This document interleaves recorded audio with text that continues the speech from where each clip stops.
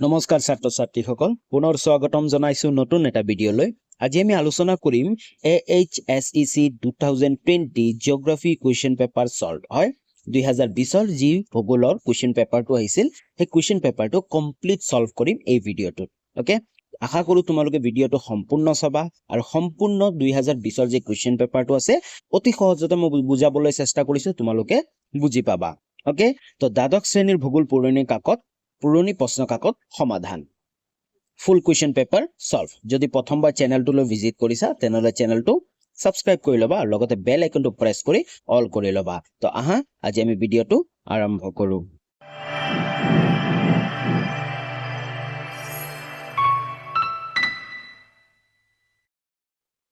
Question number 1 two আমাক কি কৈছে তলত দিয়া চাৰিটা বিকল্পৰ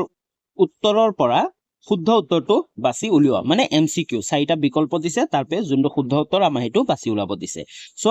এ নম্বৰ কোৱেশ্চনটো আমাক কি দিছে তলৰ কোনখন মহাদেশত জনসংখ্যাৰ বৃদ্ধিৰ হাৰ সৰ্বাধিক হয় জনসংখ্যাৰ বৃদ্ধিৰ হাৰ সৰ্বাধিক কোনখন মহাদেশত অপচন কিটা সো এছিয়া ইউৰোপ আফ্ৰিকা দক্ষিণ আমেৰিকা ইয়াৰ শুদ্ধ উত্তৰটো কি হ'ব অপচন নম্বৰ 3 টো হ'ব আফ্ৰিকা হয় আফ্ৰিকা মহাদেশৰ জনসংখ্যাৰ যি বৃদ্ধিৰ হাৰ আছে হয় বৃদ্ধিৰ হাৰ সৰ্বাধিক বুজি পালা নেক্সট কোৱেশ্চন লাগবাহু নেক্সট কোৱেশ্চন নম্বৰ বি টো আমাক কি কৈছে নিম্নোক্ত উদ্যোগসমূহ কোনবিধ উদ্যোগে আন উদ্যোগৰ বাবে কেঁচামাল উৎপাদন কৰে অপচন কিটা সো ক্ষুদ্ৰ শিল্প উদ্যোগ মৌলিক শিল্প উদ্যোগ কুটিৰ শিল্প উদ্যোগ জ্বলন্ত শিল্প উদ্যোগ ইয়াৰ শুদ্ধ উত্তৰটো কি হ'ব অপচন নম্বৰ 2 টো হ'ব মৌলিক শিল্প উদ্যোগে কি কৰে আন উদ্যোগৰ বাবে কেঁচামাল উৎপাদন কৰে বুজি পালা নেক্সট কোৱেশ্চন নম্বৰ সি টো সো কি কৈছে মানৱ সম্পদ উন্নয়ন সূচকাংক অনুসৰি ভাৰতবৰ্ষৰ নিম্নোক্ত কোনখন ৰাজ্যৰ স্থান শীৰ্ষ মানৱ সম্পদ উন্নয়নত কোনখন ৰাজ্য শীৰ্ষ স্থানত আছে অপচন কিটা সো কেৰালা গুজৰাট অসম বিহাৰ ইয়াৰ শুদ্ধ উত্তৰটো কি হ'ব অপচন নম্বৰ এ টো হ'ব কেৰালা যি কেৰালা ৰাজ্য আছে সেই কেৰালা ৰাজ্যৰ কি হয় মানৱ উন্নয়ন সূচাংক সৰ্বাধিক বুজি পালা নেক্সট কোৱেশ্চন নম্বৰ ডি টো আমাক কি কৈছে তলৰ কোনটো পৰিবেশত বিৰল গ্ৰাম্য বসতি আশা কৰিব নোৱাৰি অপচন কিটা সো গংগা উপত্যকাৰ পলসুৱা সমভূমি ৰাজস্থানৰ শুকান আৰু অৰ্ধশুষ্ক অঞ্চল হিমালয়ৰ নামনি উপত্যকা অঞ্চল উত্তৰ পূব ভাৰতৰ অৰণ্য আৰু পাহাৰীয়া অঞ্চল ইয়াৰ শুদ্ধ উত্তৰটো কি হ'ব অপচন নম্বৰ 4 টো হ'ব উত্তৰ পূব ভাৰতৰ অৰণ্য আৰু পাহাৰীয়া অঞ্চল ওকে নেক্সট কোৱেশ্চন হল আগবঢ়াৰ আগতে যদি এতিয়ালৈ চেনেলটো সাবস্ক্ৰাইব কৰা নাই তেনেহলে চেনেলটো সাবস্ক্ৰাইব কৰি ল লগতে বেল আইকনটো প্ৰেছ কৰি অল কৰি লবা আৰু তোমালোকৰ বন্ধু বান্ধৱীলৈকে শেয়াৰ কৰিবা এই চেনেলটো তোমালোকে কিছুমান বিশেষ সুবিধা পাবা 2025 HS ফাইনেল এক্সামৰ কাৰণে হেবোৰ হল সো ক্লাস 12 জিওগ্ৰাফি সলিউশন 2025 2025 ৰ কাৰণে কমপ্লিট সলিউশন খিনি তোমালোকে এই চেনেলটোত পাবা অলৰেডি মই বহুত গিটা ভিডিও আপলোড কৰিলো তোমালোকে ডেসক্ৰিপচন প্লেলিস্ট বোৰ পাবা প্লেলিস্ট বোৰ গৈও তোমালোকে চাব পাৰা important question chapter wise question answer গুটেখিনি পাই যাবা লগতে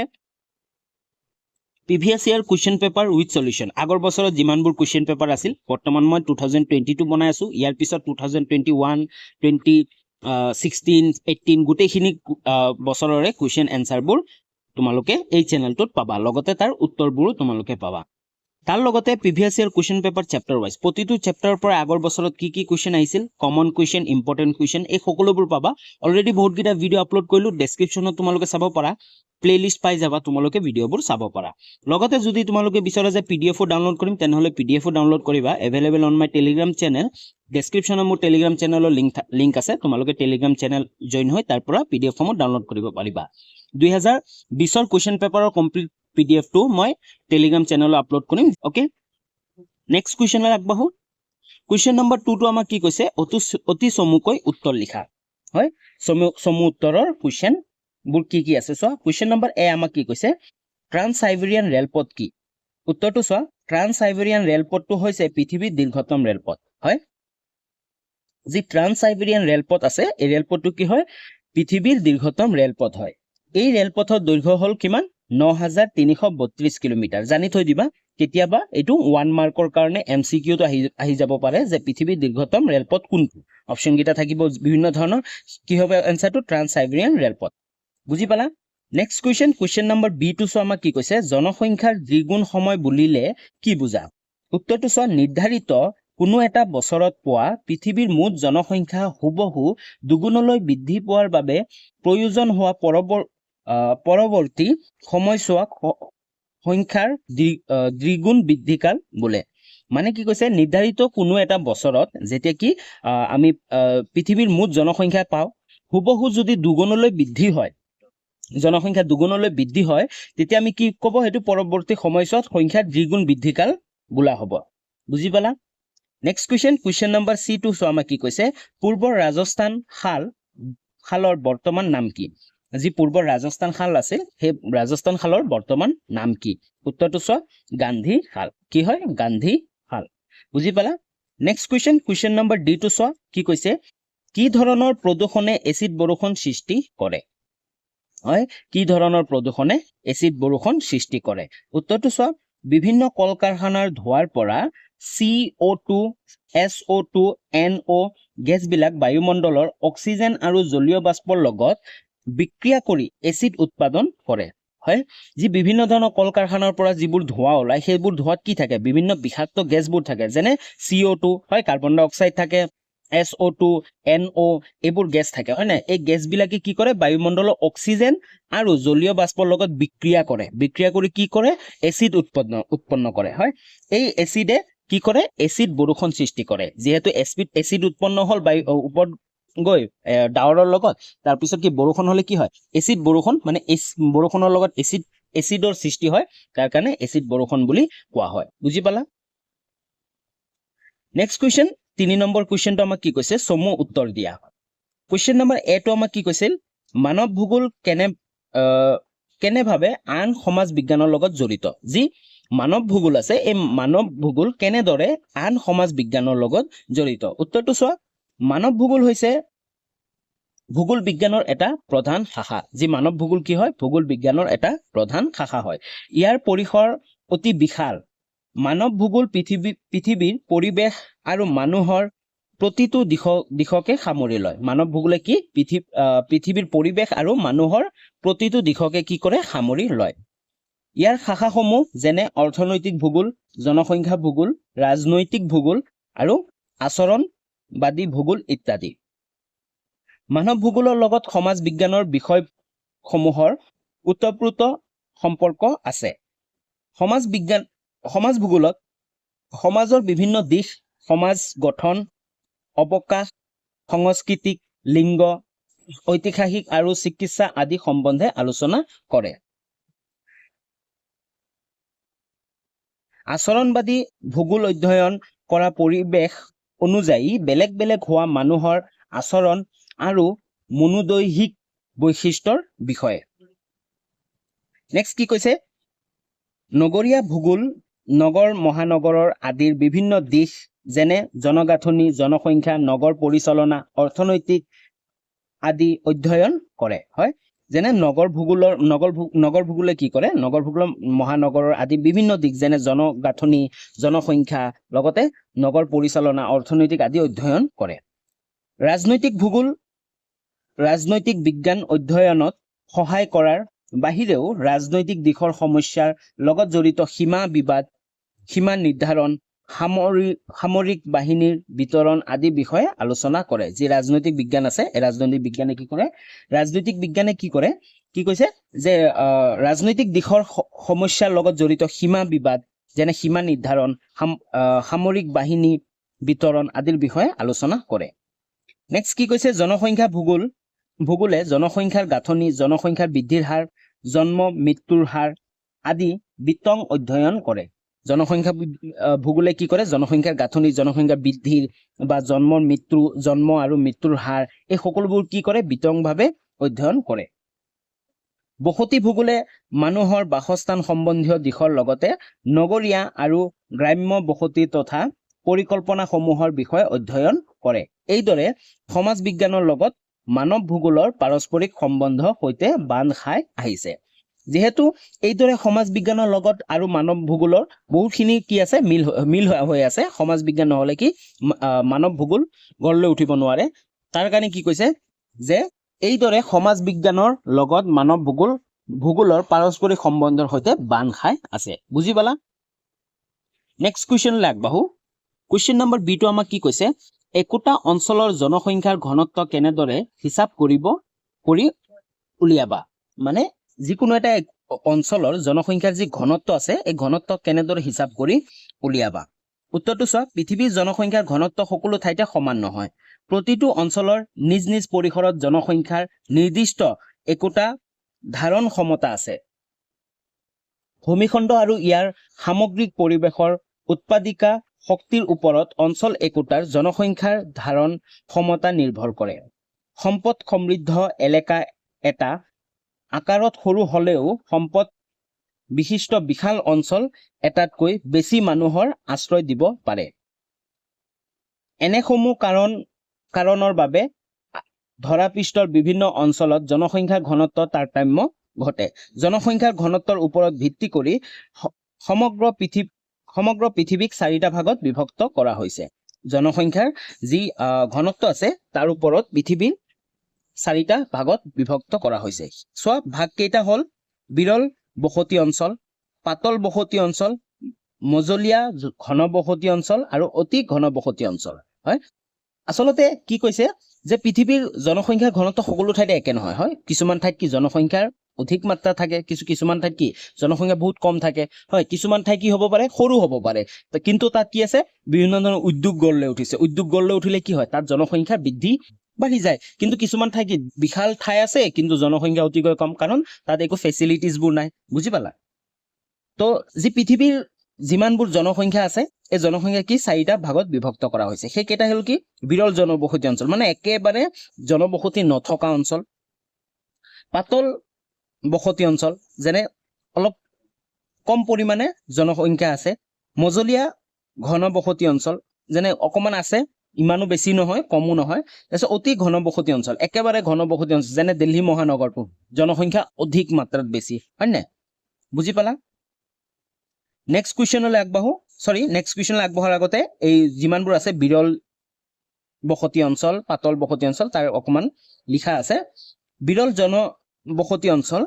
এনে অঞ্চলৰ জনসংখ্যাৰ ঘনত্ব মাত্ৰ 1 পৰা 2 জন যি জনসংখ্যাৰ ঘনত্ব কি হয় এই অঞ্চলবোৰৰ 1 পৰা 2 জন যিবোৰ অঞ্চলৰ জলবায়ু চৰম ভাৱাপন্ন তেনে অঞ্চলত বিৰল জনবসতি দেখা যায় এণ্টাৰ্কটিকা সাইবেৰিয়া উত্তৰাঞ্চল সাহাৰা আৰব মৰুভূমি আটাকামা কালাহাৰী আদি বিৰল জনবসতিৰ অঞ্চলৰ অন্তৰ্গত হয় যিবোৰ যেনেকৈ অতিকৈ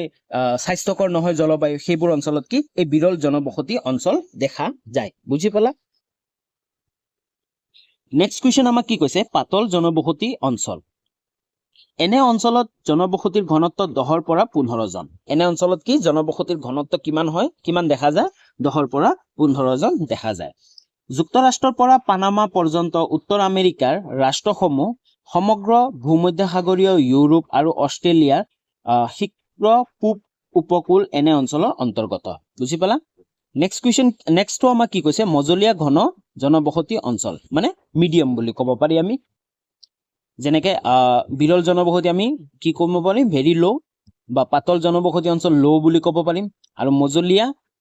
যি ঘন জনবসতি অঞ্চল আছে এইটো মিডিয়াম বুলি ক'ব পাৰিম এনে অঞ্চলত জনসংখ্যাৰ ঘনত্ব প্ৰতি বৰ্গ কিলোমিটাৰত কিমান 50 পৰা 200 জন দক্ষিণ আমেৰিকা দক্ষিণ আফ্ৰিকা স্পেইন পৰ্তুগাল মধ্য ইউৰোপীয় সমভূমি প্ৰভৃতি অঞ্চলত এনে জনবসতি দেখা যায় ক'ত এনে জনবসতি দেখা যায় দক্ষিণ আমেৰিকা দক্ষিণ আফ্ৰিকা স্পেইন পৰ্তুগাল মধ্য ইউৰোপীয় সমভূমি প্ৰভৃতি অঞ্চলত এনে জনবসতি দেখা যায় নেক্সট কি কৈছে অতি ঘন জনবসতি অঞ্চল মানে অতিকৈ বেছি জনবসতি থকা অঞ্চলবোৰ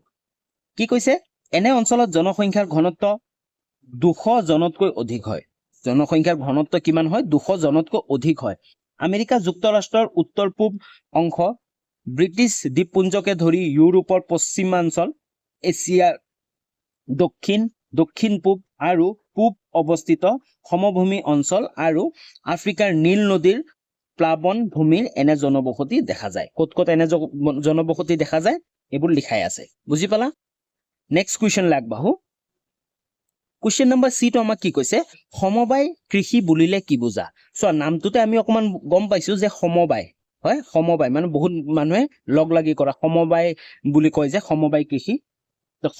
সমবায় কৃষি বুলিলে কি বুজা উত্তৰটো চোৱা সমবায় কৃষিত কেইবাজনো কৃষকৰ ভূমি শ্ৰম আৰু মূলধন স্বেচ্ছাই একত্ৰ কৰি অধিক দক্ষতাৰে লাভজনকভাৱে পৰিচালনা কৰা হয় এই কৃষি ব্যৱস্থা ব্যক্তিগত কৃষিভূমিৰ খণ্ডসমূহৰ অক্ষুণ্ণতা ৰক্ষা কৰা হয় মানে সমবায় কৃষিত কেইবাজনো কৃষকৰ ভূমি তেওঁলোক কেইবাজন কৃষক লগ হৈ নহয় তেওঁলোকৰ ভূমিবোৰ একেলগ কৰি আৰু তেওঁলোকৰ যি শ্ৰম আছে আৰু মূলধন আছে এই সকলোবোৰ একলগ কৰি যি কৃষি কৰা হয় সেইবোৰ কৃষি কি বুলি কোৱা হয় সমবায় কৃষি বুলি কোৱা হ'ব বুজি পালা নেক্সট কুৱেশ্যন নম্বৰ ডি টো আমাক কি কৈছে চতুৰ্থক বৃত্তি কি হয় উত্তৰটো চোৱা যি কাৰ্য দ্বিতীয়ক আৰু তৃতীয়ক বৃত্তিসমূহ অধিক সুচল তথা ফলপ্ৰসূ কৰি তোলাত সহায় কৰে তাকে চতুৰ্থক বৃত্তি বোলে বুজি পালা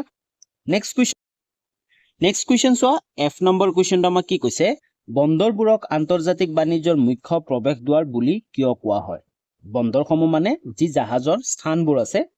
বন্দৰসমূহ এই বন্দৰসমূহক আন্তৰ্জাতিক বাণিজ্যৰ মুখ্য প্ৰৱেশ দ্বাৰ বুলি কিয় কোৱা হয় উত্তৰটো চোৱা ভাৰতৰ অধিকাংশ আন্তঃৰাষ্ট্ৰীয় বাণিজ্যিক লেনদেন সমুদ্ৰপথ আৰু বিমান পথেৰে সম্পাদন কৰা হয় ভাৰতবৰ্ষৰ অধিকাংশ যি আন্তৰ্জাতিক মানে বেলেগ দেশৰ লগত যি বাণিজ্যিক লেনদেন আছে সেই লেনদেন সমুদ্ৰপথ আৰু বিমান পথেৰে কি হয় সম্পাদন কৰা হয় পাকিস্তান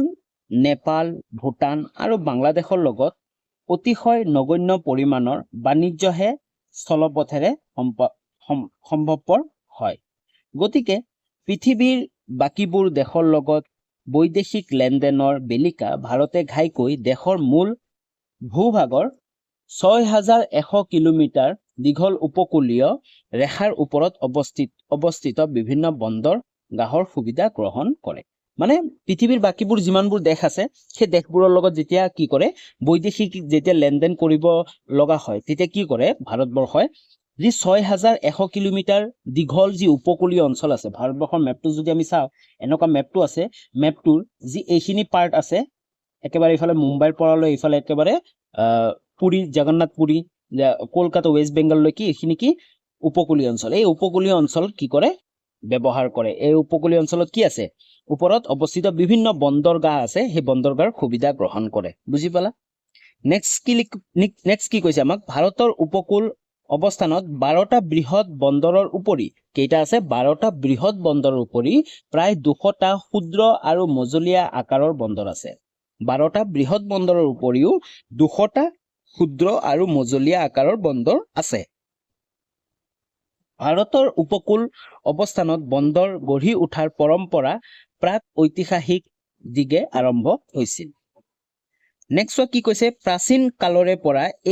এই ভাৰতৰ উপকূল ভালেমান বন্দৰ গঢ়ি উঠিছিল যদিও আধুনিক নাচৰ প্ৰতিটো বন্দৰে বিগত 300 বছৰৰ ভিতৰত ব্ৰিটিছ ঔপনিৱেশীয় আৰ্হিৰে পুনৰ গঠন হোৱা বুলিয়েই ক'ব পাৰি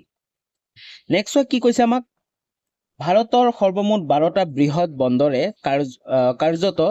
75% সামুদ্ৰিক যাতায়ত সম্পাদন হোৱা দেখা যায় 75%য়ে যি যাতায়ত আছে এই 12টা বন্দৰৰ দ্বাৰাই হোৱা দেখা যায়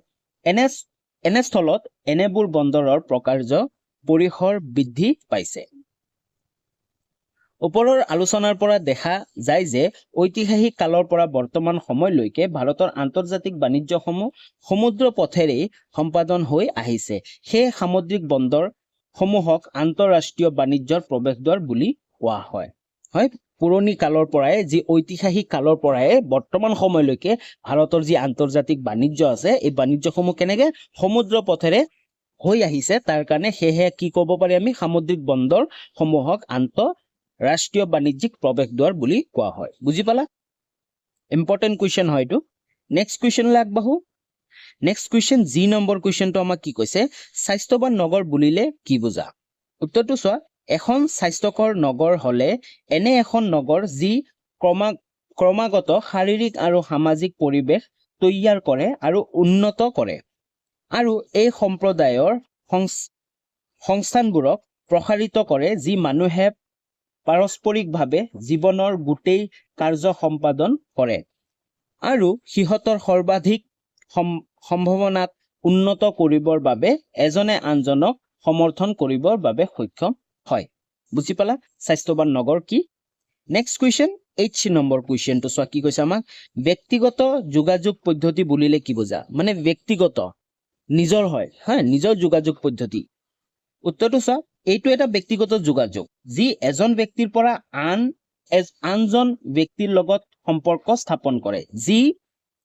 যোগাযোগ ব্যৱস্থাই এজন ব্যক্তিৰ পৰা আন এজন ব্যক্তিৰ লগত সম্পৰ্ক স্থাপন কৰে আৰু এইটো কি ব্যক্তিগত যোগাযোগ এইটো দুজন ব্যক্তিক সামাজিক প্ৰাণী হিচাপে গঢ়ি তোলাৰ প্ৰয়োজনীয় যোগাযোগ সৰবৰাহ কৰে আমাৰ ওচৰত চিঠি পত্ৰ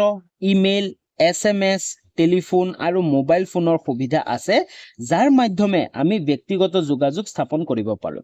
এই যিবোৰ চিঠি পত্ৰ বা ইমেইল বা SMS বা টেলিফোন মোবাইল এইবোৰৰ দ্বাৰা আমি কি কৰিব পাৰোঁ ব্যক্তিগত যোগাযোগ স্থাপন কৰিব পাৰোঁ আনকি ইয়াত STD আৰু ISD পৰিষেৱাও অন্তৰ্ভুক্ত আছে বুজি পালা নেক্সট কুৱেশ্যন I নম্বৰ কুৱেশ্যনটো আমাক কি কৈছে মুম্বাই সমুদ্ৰ বন্দৰৰ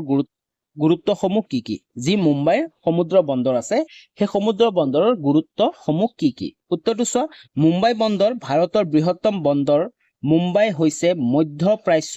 ভূমধ্যসাগৰীয়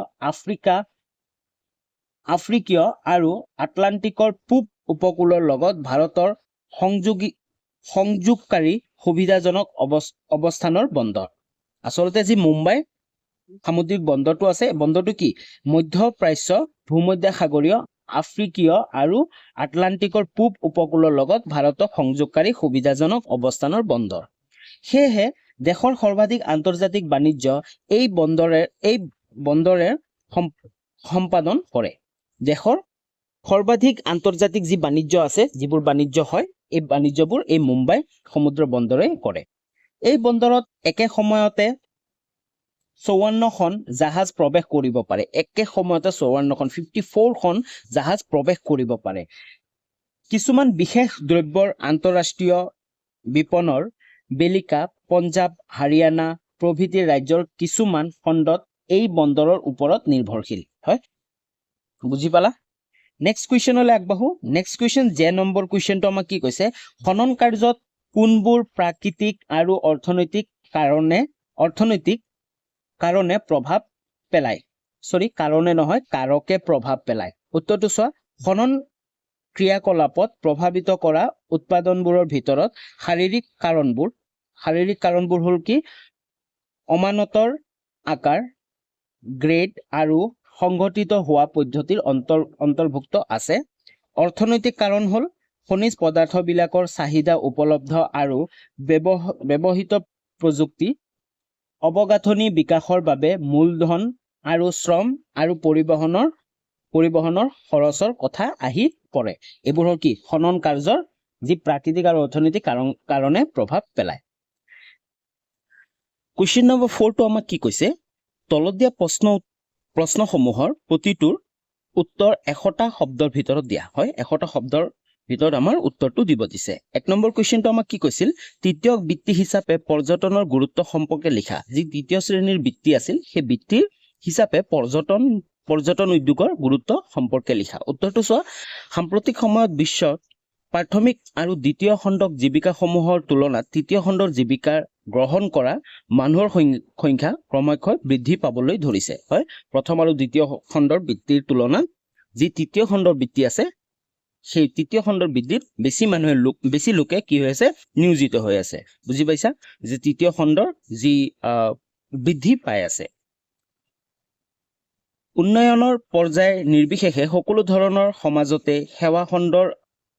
আৱশ্যকতা এৰাই যাব পৰা নাযায় যদিও তৃতীয় বিশ্বৰ দেশসমূহতকৈ উন্নত দেশসমূহত তৃতীয় খণ্ডৰ নিয়োজিত লোকৰ সংখ্যা অধিক হোৱা দেখা যায় হয় যিবোৰ দুখীয়া দেশ আছে দুখীয়া দেশবোৰত যদিও প্ৰাথমিক আৰু দ্বিতীয় খণ্ডৰ জীৱিকা এতিয়াও আছে কিন্তু যিমানবোৰ উন্নত দেশ আছে ন উন্নত দেশসমূহত কি হৈছে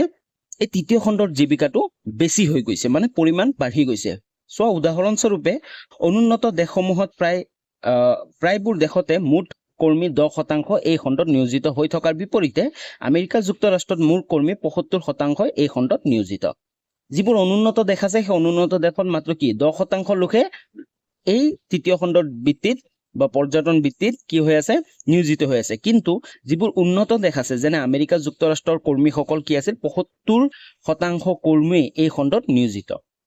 পৃথিৱীৰ সৰ্ববৃহৎ তৃতীয় খণ্ডৰ জীৱিকা ৰূপে চিহ্নিত পৰ্যটন উদ্যোগত সমগ্ৰ বিশ্বতে 25 কোটি মানুহৰ প্ৰত্যক্ষ সংস্থাপন সম্ভৱ হৈছে। তো পৃথিৱীৰ সৰ্ববৃহৎ তৃতীয় খণ্ডৰ জীৱিকা ৰূপে কি হৈছে চিহ্নিত হৈছে কি পৰ্যটন উদ্যোগ। বুজি পালা? আৰু পৰ্যটন উদ্যোগ কি সমগ্ৰ বিশ্বতে 25 কোটি মানুহৰ প্ৰত্যক্ষ সংস্থাপনৰ সম্ভৱ হৈছে। নেক্সট কি কৈছে আমাক এই উদ্যোগৰ বিশ্বব্যাপী পৰিক্ৰমাটোত 25 কোটি পঞ্জীকৃত কৰ্মীৰ উপৰিও হোটেল, ভোজন, যাতায়াত, মনোৰঞ্জন, চিন্তাকৰ্ষক পণ্যৰ বিশেষ ধৰণৰ দোকান প্ৰভৃতিৰ পৰ্যটনৰ আনুষাংগিক সেৱাসমূহৰ লগত জড়িত লোকৰ সংখ্যাও পঞ্জীকৃত কৰ্মীৰ তুলনাত কম বুলিব নোৱাৰি। যিহেতু যেতিয়া কি কয় পৰ্যটন উদ্যোগ কি হয় ডেভেলপ হয় ন, পৰ্যটন উদ্যোগক যেতিয়া বাঢ়ি যায় তেতিয়া কি হয় তাৰ লগে লগে হোটেলৰো দাম হয়। কাৰণ মানুহ এটা যদি এটা দেশত পৰ্যটক হিচাপে আহে তেওঁ কি হোটেলত থাকিব, তো হোটেলৰো কি হয় ইনকামবোৰ বাঢ়ি যায়। ভোজন কৰিব, যেনেকে কোনোবা এটা ঠাইত গ'লে তাৰ থালি স্পেচিয়েল থালি আছে সেই থালিটো খাব, হয় নাই? তো কি ভোজন বা যাতায়াত তেওঁলোকে কি বিভিন্ন ধৰণৰ যাতায়াত ব্যৱস্থা ল'ব বা সন্ধিয়া সময়ত ইভিনিং টাইমত মনোৰঞ্জন কৰিব, বিভিন্ন ধৰণৰ ডান্স প্ৰগ্ৰামবোৰ কৰিব। তো এই সকলোবোৰ কি হয় ইনকামবোৰ বাঢ়ি যায়। এই পৰ্যটন উদ্যোগক আশ্ৰয় কৰি বহু ধৰণৰ অৱস্থাপক উদ্যোগ, খুচুৰা বাণিজ্য, পৰম্পৰাবাহী পণ্যৰ উৎপাদন, বিনিৰ্মাণ প্ৰভৃতিৰ কাম কাজৰ একোটা পৰিৱেশ গঢ় লয়। এনেদৰে তৃতীয় খণ্ডৰ সংস্থাপন বাট মুকলি হৈছে আৰু উপযুক্তজনে সংস্থাপন সুযোগ গ্ৰহণ কৰিব পাৰিছে। বুজি পালা? কুৱেশ্যন নম্বৰ বিটো আমাক কি কৈছে উপগ্ৰহ যোগাযোগ ব্যৱস্থা কি আৰু ভাৰতবৰ্ষত এই যোগাযোগ ব্যৱস্থাৰ অগ্ৰগতিৰ বিষয়ে চমুকৈ লিখা। উপগ্ৰহ যোগাযোগ ব্যৱস্থা মানে কি ইণ্টাৰনেট ব্যৱস্থা। পৃথিৱীৰ প্ৰায় 100 কোটি লোকে বৰ্তমান সময়ত যোগাযোগ সেৱাৰ ক্ষেত্ৰত উপগ্ৰহ পৰিচালিত ইণ্টাৰনেট ব্যৱস্থাৰ ওপৰত নিৰ্ভৰশীল হয়। পৃথিৱীৰ প্ৰায়ভাগ মানুহে কি বৰ্তমান যদি যোগাযোগ ব্যৱস্থা যদি ক'ব যাওঁ সকলোৱে কি ইণ্টাৰনেট সেৱা মানে মোবাইল ফোনৰ দ্বাৰা ভিডিঅ' কল কৰিব পাৰে, সকলো কি ইণ্টাৰনেট উপগ্ৰহৰ কাৰণে সম্ভৱ হৈছে। আকাশত নিক্ষেপ কৰা উপগ্ৰহসমূহত তথ্যৰ গ্ৰাহক আৰু প্ৰতিফলক যন্ত্ৰ সংস্থাপন কৰি এই কামত অতি কম খৰচতে সহজতে সমাধা কৰা হয়। যোগাযোগ সেৱাৰ উদ্দেশ্যে উপগ্ৰহ ব্যৱস্থাৰ ব্যাপক প্ৰচলনৰ ক্ষেত্ৰত ভাৰতবৰ্ষ বিশ্বৰ এখন আগশাৰীৰ দেশ হয়। এই উপগ্ৰহ ব্যৱস্থাৰ ফলত কাৰণে ভাৰতবৰ্ষ এখন কি বিশ্বৰ ভিতৰত আগশাৰীৰ দেশ। ভাৰতৰ এনেধৰণৰ কৃত্ৰিম উপগ্ৰহসমূহৰ ভিতৰত আৰ্যভট্ট চাই ল'বা তোমালোকে বহুতকেইটা উপগ্ৰহৰ নাম ইয়াতে দিয়া আছে। আৰ্যভট্ট, ভাস্কৰ 1, ৰোহিণী, ইনছেট 1 প্ৰভৃতিৰ উল্লেখযোগ্য। এইবোৰ কি ভাৰতৰ উপগ্ৰহ। নেক্সট এই ভিন্ন শ্ৰেণীৰ উপগ্ৰহসমূহে দূৰ দূৰণিৰ পৰিসৰত ব্যক্তিগত পৰ্যায়ত যোগাযোগকে ধৰি অনাতাঁৰ দূৰদৰ্শন, ৰেল আৰু বিমান চলাচল, প্ৰতিৰক্ষা, প্ৰাকৃতিক দুৰ্যোগ প্ৰভৃতি বিভিন্ন বিষয়ৰ লগত জড়িত বহু ধৰণৰ যোগাযোগ প্ৰণালী পৰিচালনা কৰে। ইণ্টাৰনেট সেৱা যদি কৰেও যি যোগাযোগ ব্যৱস্থা কৰে তাৰ উপৰি কি কৰে দূৰদৰ্শন, ৰেল, বিমান যিমানবোৰ ৰেল চলাচল হয়, বিমান চলাচল হয়, এই সকলোবোৰ কিহৰ কাৰণে সম্ভৱ হৈছে এই উপগ্ৰহৰ কাৰণে সম্ভৱ হৈছে। বুজি পালা? আৰু লগতে কি প্ৰাকৃতিক দুৰ্যোগ যি আমি আগতে নটিফিকেশ্যন পাই যাওঁ হয় নাই যে বৰষুণ আহিব, ধুমুহা বতাহ আহিব পাৰে, এই সকলোবোৰ কিহৰ কাৰণে সম্ভৱ হৈছে সকলোবোৰ উপগ্ৰহৰ কাৰণে সম্ভৱ হৈছে। বুজি পালা? নেক্সট কুৱেশ্যনলৈ আগবাঢ়ো। কুৱেশ্যন নম্বৰ চিটো আমাক কি কৈছে নগৰীকৰণ কি আৰু নগৰীকৰণৰ দুটা কাৰণ উল্লেখ কৰা হয়। নগৰীকৰণ কি? উত্তৰটো চোৱা নগৰীকৰণ এনে এক সামাজিক প্ৰক্ৰিয়া যাৰ লগত সমাজখনৰ অৰ্থনৈতিক, সামাজিক আৰু সাংস্কৃতিক দিশৰ সম্পৰ্ক আছে। নগৰীকৰণ হ'ল নগৰ এখনৰ প্ৰব্ৰজনৰ বাবে জনসংখ্যা একত্ৰিত হোৱাৰ আৰু এই জনসংখ্যাৰ পৰিসৰ আৰু ঘনত্ব ক্ৰমে বৃদ্ধি হোৱা এটা প্ৰক্ৰিয়া। যেতিয়া এখন ঠাইত নগৰলৈ পৰিণত হ'ব আৰু ক্ৰমান্বয়ে কি হ'ব জনসংখ্যা বৃদ্ধি পাব, তাৰ ঘনত্ব বৃদ্ধি পাব, তেতিয়া কি নগৰীকৰণৰ সৃষ্টি হ'ব। বুজি পালা? নেক্সট আমাক কি কৈছে যে নগৰীকৰণৰ দুটা কাৰণ উল্লেখ কৰা। উত্তৰটো চোৱা নগৰীকৰণৰ দুটা কাৰণ নম্বৰ 1 অতিৰিক্ত সম্পদৰাজি হয়। অতিৰিক্ত সম্পদৰাজি থাকিলেও কি হয় নগৰীকৰণৰ সৃষ্টি হয়। কেনেদৰে চোৱা প্ৰাচীন কালত প্ৰাকৃতিক এই সম্পদৰাজি মানুহে উদ্ভাৱন কৰিব পৰা নাছিল হয়। প্ৰাকৃতিক সময়ত প্ৰাচীন কালত মানুহে কি য'ত যি আছিল য'ত যি পাইছিল ফল মূল পাইছিল ক'ৰবাত জীৱ জন্তু বেছিকে পাইছিল তাতে মানুহ কি বেছিকে থাকিছিল কাৰণ জীৱ জন্তু খাব পাৰে হয় হত্যা কৰি খাব পাৰে তাৰপিছত তোমাৰ ফল মূলবোৰ কাৰণ চিকাৰ কাৰ্য আছিল তেতিয়া আৰু লগতে কি য'ত ফল মূল বেছি হয় বিভিন্ন ধৰণৰ ফল তাতে মানুহে কি অঘৰী জীৱন যাপনৰ কাৰণে য'ত যি পায় বেছি তাতে থাকিব বিচাৰে তো তাৰ কাৰণে কৈছে প্ৰাচীন কালত প্ৰাকৃতিক সম্পদৰাজি মানুহে উদ্ভাৱন কৰিব পৰা নাছিল হয় উদ্ভাৱন কৰিব পৰা নাছিল প্ৰকৃতিৰ পৰা য'ত যি পায় তাতে গৈছিল মানুহে প্ৰকৃতি ৰাজ্যতে বাস কৰি জীৱন নিৰ্বাহ কৰিছিল মানুহৰ আৱশ্যকীয় বস্তু সীমিত আছিল হয় কিন্তু মানুহে যেতিয়া জুই চকা কৃষি আৱিষ্কাৰ কৰি নানা আহিলা যন্ত্ৰপাতি আৱিষ্কাৰ কৰিলে মানুহৰ আৱশ্যকীয় সম্পদ অতিৰিক্তভাৱে বৃদ্ধি পাবলৈ ধৰে আৰু তাৰ ফলতে জনসংখ্যাৰ প্ৰব্ৰজন সেই ঠাইলৈ আৰম্ভ হৈ নগৰ চহৰ গঢ়ি উঠে হয় যেতিয়াৰ পৰা কি হয় মানুহে জুই চকা আৰু কৃষিৰ আৱিষ্কাৰ কৰিলে তেতিয়া মানুহবোৰে কি অঘৰী জীৱন যাপন নকৰিলে তেতিয়া তেওঁলোকে কি কৰিলে এখন নিৰ্দিষ্ট এটা ঠাই য'ত কৃষি কৰিব পাৰি য'ত সকলো বস্তুৰ সা সুবিধা থাকে সেইবোৰ ঠাই এটা বিচাৰি কেনে তাতে থাকিবলৈ আৰম্ভ কৰিলে তাৰ ফলত কি হ'ল সেই ঠাইলৈ কি হ'ল পিছত মানুহ বেছিকে তাত জমা হ'ল হৈ কি নগৰ চহৰৰ গঢ় লৈ উঠিলে বুজি পালা নেক্সট 2 নম্বৰ কাৰণটো চাওঁ 2 নম্বৰ কাৰণটো কি কৈছে অনুকূল ভৌগোলিক অৱস্থা কি হৈছে আদিম মানৱ প্ৰাকৃতিক জীৱ পৃথিৱীৰ যিবোৰ ঠাইৰ জলবায়ু মানুহৰ বাস উপযোগী মাটি সাৰুৱা আৰু বেপাৰ বাণিজ্য বা আদান প্ৰদানৰ সুবিধাজনক তেনে ঠাইতে মানুহে একেলগে বাস কৰিবলৈ লৈছিল ফলত নগৰ চহৰবোৰৰ গঢ় লৈ উঠিছিল হয় মই অলপ আগতে ক'লো যে আদিম মানৱ প্ৰাকৃতিক জীৱ আছিল হয় নাই পৃথিৱীৰ যিবোৰ ঠাইত যেনেকুৱা জলবায়ু মানুহৰ কাৰণে কি স্বাস্থ্যকৰ জলবায়ু যোন ঠাইত মানুহে কি থাকি ভাল পাইছে অধিক গৰমো নহয় অধিক ঠাণ্ডাও নহয় হয় এনেকুৱা গৰম জলবায়ুতো মানুহ থাকিব নোৱাৰে হয় নাই অধিক ঠাণ্ডা জলবায়ুতো মানুহ থাকিবলৈ অসুবিধা তো যোন ঠাইত মানে স্বাস্থ্যকৰ জলবায়ু আছিল সেই ঠাইত থাকিবলৈ ল'লে আৰু যোন ঠাইত কি মাটিবোৰ সাৰুৱা আছিল যাতে বেপাৰ বাণিজ্য বা আদান প্ৰদানৰ সুবিধাজনক যেনে নদ নদী আছিল হয় নাই তো সেইবোৰ ঠাইত কি হৈছিল মানুহ বেছিকে থাকিব ল'লে আৰু পিছত গৈ কি হ'ল নগৰ চহৰবোৰ গঢ় লৈ উঠিলে এতিয়া চাবা বিশ্বৰ বেছিভাগ যিমানবোৰ ডাঙৰ ডাঙৰ বা পুৰণি চহৰ আছে যিমানবোৰ ডাঙৰ যেনে মুম্বাই হওক আমাৰ গুৱাহাটীখনে যদি আমি ধৰি লওঁ কি হয় ব্ৰহ্মপুত্ৰ নদীৰ পাৰত অৱস্থিত কিয় তাৰ মেইন কাৰণ আছিল হ'ল যোগাযোগ ব্যৱস্থা কাৰণ যাতায়াত ব্যৱস্থা তেতিয়া ক'বলৈ গ'লে কেৱল জাহাজে আছিল জাহাজ বা নাও তাৰ কাৰণে উদাহৰণস্বৰূপে এই কাৰণতে প্ৰাচীন নগৰ চহৰবোৰ নদী উপত্যকাবোৰতে গঢ় লৈ উঠিছিল মই ক'লো যে তাৰ কাৰণে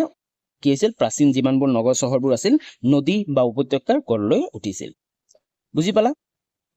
নেক্সট কুৱেশ্যন ডি নম্বৰ কুৱেশ্যনটো আমাক কি কৈছে জনসংখ্যাৰ আকাৰৰ ভিত্তিত ভাৰতবৰ্ষৰ নগৰসমূহক শ্ৰেণী বিভাজন কৰা জনসংখ্যাৰ আকাৰৰ ভিত্তিত হয় জনসংখ্যা য'ত বেছি আছে সেই আকাৰৰ ভিত্তিত ভাৰতবৰ্ষৰ নগৰসমূহক শ্ৰেণী বিভাজন কৰিব দিছে উত্তৰটো চোৱা 2001 চনৰ লোকপিয়ল অনুসৰি ভাৰতবৰ্ষত সৰু বৰ সৰ্বমুঠ চহৰৰ সংখ্যা কিমান আছিল 5161খন এইটো 2001ৰ ডাটা হা উল্লেখ্য যে দেশখনৰ বিভিন্ন অঞ্চলত সিঁচৰিত হৈ থকা চহৰসমূহত বসবাস কৰা লোকৰ সংখ্যা একে নহয় হয় সকলো ঠাইতো জনসংখ্যা একে কেতিয়াও নহব কাৰণ ভৌগোলিক কাৰণ থাকিব বিভিন্ন ধৰণৰ জলবায়ু কাৰণ থাকিব হয় নে কোনো চহৰত এক নিযুততকৈও অধিক লোকে বাস কৰে যদিও আন কিছুমান চহৰত মাত্ৰ 55,000 জন মান মানুহে বাস কৰে সেইবাবে জনসংখ্যাৰ ভিত্তিত ভাৰতবৰ্ষৰ চহৰসমূহক 6টা শ্ৰেণীত বিভক্ত কৰা হৈছে তো যেহেতু ঠাই ভেদে ভেদে চহৰৰ জনসংখ্যা বেলেগ বেলেগ তাৰ কাৰণে কি ভাৰতবৰ্ষৰ যি জনসংখ্যা আছে এই জনসংখ্যাসমূহ কি 6টা শ্ৰেণীত বিভক্ত কৰা হৈছে সাধাৰণতে ভাৰতত একোখন ঠায়ে নগৰৰ মৰ্যাদা পাবলৈ হলে ঠাইখনত কমেও 5,000 জন মানুহে বসবাস কৰাৰ লগতে এই সকল লোকৰ 75% অনাকৃষি খণ্ডৰ নিয়োজিত হ'ব লাগিব হয় ভাৰতবৰ্ষৰ যিটো ক্ৰাইটেৰিয়া বুলি ক'ব লাগিব নগৰ এখন হ'বলৈ হ'লে 5,000তকৈ অধিক জনসংখ্যা থাকিব লাগিব আৰু 75% ব্যক্তি কি হ'ব লাগিব অনাকৃষি মানে কৃষি কাৰ্য নহয় বেলেগ বেপাৰ বাণিজ্য বা দ্বিতীয় বা তৃতীয় বা চতুৰ্থ খণ্ডৰ জীৱিকা হ'ব লাগিব যিবোৰ চহৰৰ জনসংখ্যাৰ পৰিমাণ যিবোৰ চহৰৰ জনসংখ্যাৰ পৰিমাণ 1 নিযুত বা তাতকৈ অধিক সেইবোৰ চহৰক মেট্ৰপলিটিয়ান চিটি বা প্ৰবৃদ্ধ চহৰ হিচাপে জনা যায় হয় যিবোৰ চহৰৰ জনসংখ্যাৰ পৰিমাণ 1 নিযুততকৈ অধিক সেইবোৰক কি মেট্ৰপলিটিয়ান চিটি বা প্ৰবৃদ্ধ চহৰ হিচাপে জনা যায় ভাৰতীয় লোকপিয়ল বিভাগে জনসংখ্যাৰ ভিত্তিত শ্ৰেণী বিভাজন কৰা দেশৰ চহৰবোৰৰ সংখ্যা তলৰ তালিকাত উল্লেখ কৰা হ'ল হয় এই তলৰ তালিকাত উল্লেখ কৰা তালিকাখন আমি চালো চোৱা শ্ৰেণী 1 2 3 4 এনেকৈ 7টা শ্ৰেণী আছে জনসংখ্যাৰ পৰিমাণবোৰ আছে আৰু নগৰৰ সংখ্যা আছে তোমালোকে এক্সামত আহিলে এই চাৰ্টটো পুৰা মনত ৰাখিব লাগিব আৰু লগতে তোমালোকে লিখিব লাগিব ধুনীয়াকৈ চোৱা 1 লাখ বা তাতকৈ অধিক লোক থকা কিমানটা আছে 423টা নগৰ আছে 50,000ৰ পৰা 99,999 কিমানটা আছে 498টা নগৰ আছে 20,000ৰ পৰা 49,000 অলমোষ্ট 50,000 49,999 কেইটা আছে 1,386টা নগৰ আছে নেক্সট কি কৈছে 10,000ৰ পৰা 19,999 ভিতৰত কিমান আছে 1,560খন নগৰ আছে 5,000ৰ পৰা 9,999 কিমানটা নগৰ আছে 1,057খন নগৰ আছে নেক্সট কি কৈছে 5,000তকৈ কম জনসংখ্যা থকা সৰ্বমুঠ 5,161 হয় কিমান আছে 227খন নগৰ আছে বুজি পালা এই চাৰ্টটো তোমালোকে কমপ্লিট মনত ৰাখিব লাগিব যদি এক্সামত আহে এই চাৰ্টটো তোমালোকে বনাব লাগিব তেতিয়াহে তোমালোকে বেছিকে মাৰ্ক পাব পাৰিবা নেক্সট কোৱেশ্চনলৈ আগবাঢ়ো কোৱেশ্চন নম্বৰ টো আমাক কি কৈছে অসমৰ বৰাক উপত্যকাৰ বিষয়ে এটি চমু টোকা লিখা অসমৰ যি বৰাক উপত্যকা আছে তাৰ বিষয়ে এটি চমু টোকা লিখিব দিছে উত্তৰটো চোৱা বৰাক উপত্যকা বাংলাদেশৰ মাজেৰে আগুৱাই আহি 92 ডিগ্ৰী 30 মিনিট পূব দ্ৰাঘিমাৰ কাষৰীয়া অৱস্থানেদি অসম সোমাই কৰিমগঞ্জ হাইলাকান্দি আৰু কাছাৰ জিলাৰ ভূভাগ সামৰি লৈ মণিপুৰ সীমান্তৰে বৈ অহা বৰাক আৰু ইয়াৰ উপনৈ জিৰি পৰ্যন্ত বিস্তৃত হৈ আছে হয় তোমালোকে গম পালা যে বৰাক উপত্যকাখন কিমানলৈ বিস্তৃত হৈ আছে এই উপত্যকাৰ উত্তৰে বৰাইল পাহাৰ উত্তৰে কি আছে বৰাইল পাহাৰ পূবে আছে কি মণিপুৰৰ উচ্চভূমি দক্ষিণে আছে মিজোৰাম পাৰ্বত্য ভূমি আৰু পশ্চিমে ভাৰত বাংলাদেশৰ আন্তৰ্জাতিক সীমান্তৰ সিপাৰে থকা উন্নত বাংলাদেশৰ সমতল বৰাক উপত্যকাৰ ভৌগোলিক আয়তন কিমান আছে 6,962 বৰ্গ কিলোমিটাৰ আৰু উচ্চতা কিমান 50ৰ পৰা 100 মিটাৰ হয় বৰাক উপত্যকাৰ কি হৈছে আয়তন কিমান 6,962 বৰ্গ কিলোমিটাৰ আৰু উচ্চতা কিমান 50ৰ পৰা 100 মিটাৰ বুজি পালা নেক্সট কোৱেশ্চন চোৱা F নম্বৰ কোৱেশ্চনটো আমাক কি কৈছে মোষ্ট ইম্পৰ্টেন্ট কোৱেশ্চন এইটো অসমৰ পেট্ৰলিয়াম উদ্যোগৰ গুৰুত্ব বিষয়ে চমুকৈ লিখা অসমৰ পেট্ৰলিয়াম উদ্যোগৰ গুৰুত্বৰ বিষয়ে আমাক চমুকৈ লিখিব দিছে উত্তৰটো চোৱা অসমৰ অৰ্থনীতিত তেল উদ্যোগৰো বিশেষ ভূমিকা আছে হয় অসমৰ যি অৰ্থনীতি আছে অৰ্থনীতিত যি তেল উদ্যোগ আছে তেল উদ্যোগৰ বিশেষ ভূমিকা আছে 1826 চনতে কেপ্টেইন উইলছু শিৱসাগৰ জিলাৰ দক্ষিণ পশ্চিমে খনিজ তেল আৰু কয়লা ক্ষেত্ৰ প্ৰত্যক্ষ কৰিছিল খনিজ তেল শোধন কৰিবলৈ বৰ্তমান অসমত ডিগবৈ নুনমাটি বঙাইগাঁও আৰু নুমলীগড়ত 4টা শোধনাগাৰ আছে হয় ইয়াৰ ভিতৰত একমাত্ৰ ডিগবৈ শোধনাগাৰ স্বাধীনতাৰ পূৰ্বে স্থাপন কৰা হৈছিল যি ডিগবৈ শোধনাগাৰখন আছিল এই ডিগবৈ শোধনাগাৰখন স্বাধীনতাৰ পূৰ্বে কি হৈছিল স্থাপন কৰা হৈছিল আৰু এই ডিগবৈ তেল শোধনাগাৰখন এছিয়াৰ প্ৰথম তেল শোধনাগাৰ মনত ৰাখিবা এইটো কোৱেশ্চন খনিজ তেল প্ৰথম প্ৰণালীবদ্ধ ৰিং অৰ্থাৎ খনন আৰম্ভ হয় কিমান চনত খনন আৰম্ভ হয় 1866 চনৰ নৱেম্বৰ মাহত প্ৰথম পৰ্যায়ৰ এই অভিযান সফল হোৱা নাছিল এই ক্ষেত্ৰত প্ৰধান অসুবিধা আছিল যাতায়াত হয় প্ৰথম পৰ্যায়ত এই অভিযান সফল হোৱা নাছিল আৰু এই ক্ষেত্ৰত প্ৰধান অসুবিধা আছিল কি যাতায়াত নেক্সট কি কৈছে পৰীক্ষামূলক তেল আহৰণত এটা কথা পৰিষ্কাৰ হৈছিল যে মাকুমৰ তৈল ক্ষেত্ৰত পৰ্যাপ্ত পৰিমাণৰ তেল আহৰণ কৰিব পৰা হ'ব তেল উদ্যোগে বাণিজ্যিক সফলতা লাভ কৰিব নোৱাৰাৰ মূলতে আছিল উপযুক্ত যাতায়াত ব্যৱস্থাৰ অভাৱ হয় মেইন কাৰণ কি আছিল উপযুক্ত যাতায়াত ব্যৱস্থাৰ অভাৱ আছিল আসাম ৰেলৱে এণ্ড ট্ৰেডিং কোম্পানীক 1882 চনত শেষৰ ফালে লখিমপুৰ জিলাত তেল আহৰণৰ সুবিধা দিয়া হৈছিল 1874 চনত ARTCয়ে কাম আৰম্ভ কৰে 7 বছৰ লিজ লাভ কৰি কোম্পানীয়ে 2 বছৰৰ ভিতৰত 10,400 বেৰেল তেল আহৰণ কৰাৰ অনুমানিক পাইছিল কোম্পানীৰ বোৰ্ড অফ ডাইৰেক্টৰ ডিগবৈ আশে-পাশে 6 বৰ্গমাইলৰ এটা এলেকাত পুনৰ লিজত বিচাৰিছিল। 1892 চনত কোম্পানীয়ে 4 বৰ্গমাইল এখন ক্ষেত্ৰ 20 বছৰৰ বাবে লিজ লাভ কৰে। প্ৰতি 100 গেলেন তেলৰ বিনিময়ত কোম্পানীয়ে 8 অনা কিমান কম দিছিল 8 অনা ৰয়েলটি দিব লগা হৈছিল। ইতিমধ্যে কামৰ লৰি কোম্পানীয়ে আছাম আইচ সিন্ডিকেটৰ এজেণ্টলৈ ডিগবৈ একে চৰ্চাত আন এটা ক্ষেত্ৰ লিজত লৈছিল। 1888 চনত R.H. টাউনচেণ্ডে ভাৰত চৰকাৰৰ নিৰ্দেশ মৰ্মে মাকুম তৈল ক্ষেত্ৰৰ এটা জৰীপ কৰিছিল। তেওঁ তেল উদ্যোগৰ প্ৰচুৰ সম্ভাৱনা দেখি ৰাজহ বিভাগলৈ এটা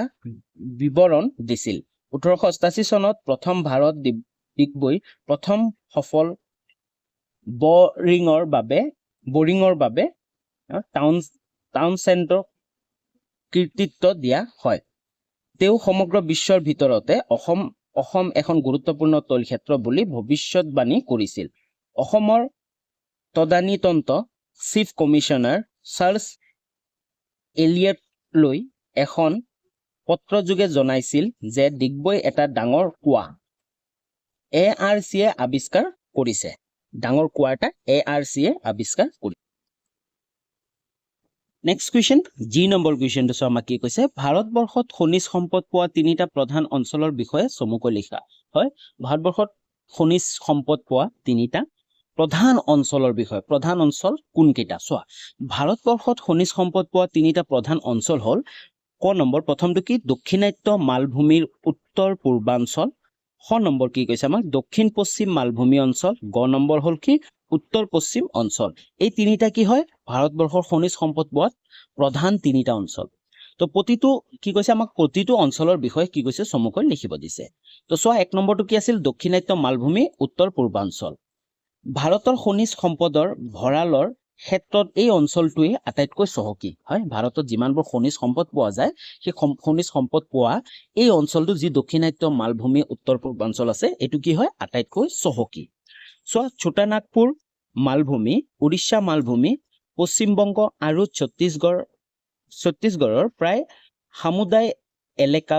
ব্যাপ্ত এইটো অঞ্চলত আকৰিক লোহ, কয়লা, মেংগানিজ, বক্সাইট, তাম প্ৰভৃতিৰ বিভিন্ন খনিজ দ্ৰব্য পোৱা যায়। হয়, কোন কোন অঞ্চল আছে চোৱা ছোটানাগপুৰৰ যি মালভূমি অঞ্চল সেইটো পৰে এইটোৰ ভিতৰত, এই দক্ষিণাত্য মালভূমি উত্তৰ পূৰ্বাঞ্চলৰ উৰিষ্যাৰ মালভূমি পৰে, পশ্চিমবংগ আৰু ছত্তীশগড়ৰ প্ৰায় সমুদায় এলেকা ব্যাপ্ত এইটো অঞ্চল হয়। তাত কি কি পোৱা যায় আকৰিক লোহ, কয়লা, মেংগানিজ, বক্সাইট, তাম প্ৰভৃতিৰ বিভিন্ন খনিজ দ্ৰব্য পোৱা যায়। নেক্সটটো কি আছিল নম্বৰটো কি আছিল আমাক দক্ষিণ পশ্চিম মালভূমি অঞ্চল। মহাৰাষ্ট্ৰৰ পৰা আৰম্ভ কৰি গোৱা, কৰ্ণাটক, কেৰালা আৰু তামিলনাডু ৰাজ্যৰ ভৌগোলিক পৰিৱেশত বিস্তৃত এইটো খনিজ সম্পদৰ চহকী দ্বিতীয়টো অঞ্চল হয়। যি মহাৰাষ্ট্ৰৰ পৰা আৰম্ভ কৰি কৰ্ণাটক, কেৰালা, তামিলনাডু ৰাজ্যৰ ভৌগোলিক পৰিৱেশত বিস্তৃত এই খনিজ সম্পদৰ চহকী দ্বিতীয় অঞ্চল, এইটো দ্বিতীয় অঞ্চল চহকী হয়। বুজি পাইছা? এই অঞ্চলৰ প্ৰধান সম্পদসমূহ হ'ল আকৰিক লোহ। কি সম্পদ পোৱা যায় এইটোত আকৰিক লোহ, মেংগানিজ, বক্সাইট আৰু চূণশিল। ছোটানাগপুৰ কেন্দ্ৰিক খনিজ অঞ্চলটোৰ দৰে এইটো অঞ্চলত বৈচিত্ৰ্যপূৰ্ণ খনিজ সম্পদৰ সহ অৱস্থান পোৱা নাযায়। বৰঞ্চ একোটা অৱস্থানত প্ৰচুৰ মাত্ৰাত একোবিধ খনিজ সমাৱেশ এই অঞ্চলৰ ভৌগোলিক বৈশিষ্ট্য। কেৱল উপকূলৰ বালিচৰৰ পোৱা ইউৰেনিয়ামৰ থৰিয়াম উপাদানপুষ্ট মোনাজাই বালুকা এইটো অঞ্চলৰ ব্যতিক্ৰমী খনিজৰ ভিতৰত পৰে। নম্বৰ কি কৈছে উত্তৰ পশ্চিম অঞ্চল। ভাৰতৰ তৃতীয়টো খনিজ সম্পদৰ ভাণ্ডাৰ গুজৰাটৰ কাম্বে উপসাগৰৰ পৰা ৰাজস্থানৰ আৰাৱলী পৰ্বত পৰ্যন্ত প্ৰসাৰিত হৈ আছে। হয়, যি উত্তৰ পশ্চিম অঞ্চল আছে সেই উত্তৰ পশ্চিম অঞ্চলটো হ'ল ভাৰতৰ তৃতীয়টো বৃহৎ খনিজ সম্পদৰ ভাণ্ডাৰ। ক'ত আছে গুজৰাটৰ কাম্বে উপসাগৰৰ পৰা ৰাজস্থানৰ আৰাৱলী পৰ্বত পৰ্যন্ত প্ৰসাৰিত হৈ আছে। এইটো অঞ্চল খনিজ তেল আৰু প্ৰাকৃতিক গেছৰ বৃহৎ ভাণ্ডাৰৰ অৱস্থান। কি আছে ইয়াতে? খনিজ তেল আৰু প্ৰাকৃতিক গেছৰ বৃহৎ ভাণ্ডাৰ হয়। ইয়াৰ উপৰি নানাবিধ আলোহযুক্ত ধাতৱীয় খনিজ পদাৰ্থও এই অঞ্চলত চহকী। ইয়াৰ উপৰি বিভিন্ন ধৰণৰ বহুত ইম্পৰ্টেণ্ট বা মূল্যৱান ধাতৱীয় খনিজ পদাৰ্থও এই অঞ্চলত চহকী। 8 নম্বৰ কুৱেশ্যনটো আমাৰ কি আছিল? অসমৰ গ্ৰাম্য আৰু নগৰীয়া জনবসতিৰ বিষয়ে এটা চমু টোকা লিখা। যি অসমৰ গ্ৰাম্য আৰু নগৰীয়া জনবসতি আছে তাৰ বিষয়ে এটা চমু টোকা লিখিব দিছে। উত্তৰটো চোৱা। কৃষি, মীন, পশুপালন, অৰণ্য আৰু খনি প্ৰভৃতিৰ প্ৰাথমিক পৰ্যায়ৰ আৰ্থিক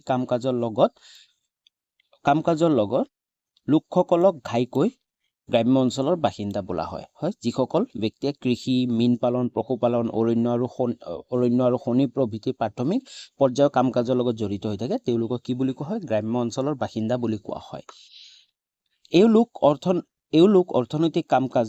ঘাইকৈ প্ৰাকৃতিক পৰিৱেশৰ ওপৰত নিৰ্ভৰশীল। এওঁলোকৰ যিমানবোৰ অৰ্থনৈতিক কাম-কাজ আছে সকলোবোৰ কাম-কাজ প্ৰাকৃতিক পৰিৱেশৰ ওপৰতে নিৰ্ভৰশীল তেওঁলোকে। পৃথিৱীৰ এনে সকলোবোৰ গ্ৰাম্য অঞ্চলৰ বসতি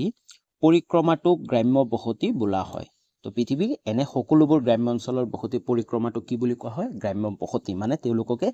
এই বাস কৰা ব্যক্তিসকলকে গ্ৰাম্য বসতি বুলি কোৱা হয়। গ্ৰাম্য বসতি কৃষিত, বনজ, খনিজ আৰু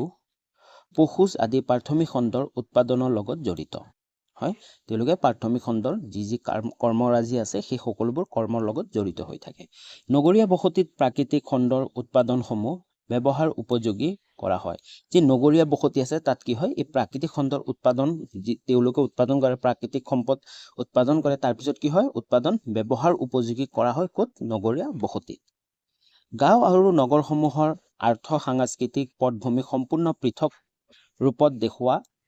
হয় যদিও বহুতো গ্ৰাম্য অঞ্চলত ভালেমান নগৰীয়া লক্ষণ প্ৰকাশ পায়। যদিও আমি বিশ্বাস কৰোঁ বা আমি ভাবোঁ যে গাঁও আৰু নগৰৰ দুটা আৰ্থ-সাংস্কৃতিক যি পটভূমি আছে সেইটো সম্পূৰ্ণ বেলেগ, কিন্তু বহুতো কি হৈছে গ্ৰাম্য অঞ্চলত ভালেমান নগৰীয়া লক্ষণ প্ৰকাশ পায়। ঠিক তেনেধৰণে কোনো এখন নগৰত গাঁৱৰ সৃষ্ট কিছুমান লক্ষণ একেবাৰে নথকা নহয়। ঠিক তেনেদৰে কিছুমান নগৰতো কিন্তু গাঁৱৰ নিচিনা অকণমান কিছুমান লক্ষণ থাকে। বুজি পাইছা? নেক্সট কি কৈছে চোৱা। কৃষি, মীন, পশুপালন, অৰণ্য আৰু খনি প্ৰভৃতি প্ৰাথমিক পৰ্যায়ৰ আৰ্থিক কাম-কাজৰ লগত গ্ৰাম্য অঞ্চলৰ লোকসকল জড়িত। এওঁলোকৰ অৰ্থনৈতিক কাম-কাজ বহু দূৰলৈকে প্ৰাকৃতিক পৰিৱেশৰ ওপৰত নিৰ্ভৰশীল। এইখিনি আমি আগতে পঢ়িলো, অলৰেডি জানোৱেই। আনহাতে প্ৰাথমিক খণ্ডৰ উৎপাদনসমূহ ব্যৱহাৰ উপযোগী কৰাৰ লগতে এইবোৰৰ বিপণন আৰু গুণগত মান উন্নয়ন প্ৰভৃতিৰ লগত জড়িত। কাম-কাজসমূহ নগৰকেন্দ্ৰিক হয়, অৰ্থাৎ নগৰৰ অধিবাসীসকল প্ৰাথমিক খণ্ডৰ পৰিৱৰ্তে উদ্যোগ, বাণিজ্য আৰু সেৱাকেন্দ্ৰিক অৰ্থনৈতিক লগতে পোনপটীয়াভাৱে জড়িত হৈ থাকে। হয়, আনহাতে যি নগৰৰ বাসিন্দাসকল আছে এই নগৰৰ বাসিন্দাসকলে কি প্ৰাথমিক খণ্ডৰ পৰিৱৰ্তে তেওঁলোকে উদ্যোগ, বাণিজ্য আৰু সেৱাকেন্দ্ৰিক অৰ্থনৈতিক কাম-কাজৰ লগত তেওঁলোকে পোনপটীয়াভাৱে জড়িত হৈ থাকে। গ্ৰাম্য বসতি প্ৰতিৰূপ ভিন্ন লক্ষণাক্ৰান্ত হোৱাৰ বিপৰীতে পৃথিৱীৰ প্ৰতিখন চহৰৰ বসতিৰ বৃহৎ আকাৰৰ একোটা সুসংহত বসতি বুলিয়ে ক'ব পাৰি। শিল্প, বাণিজ্য,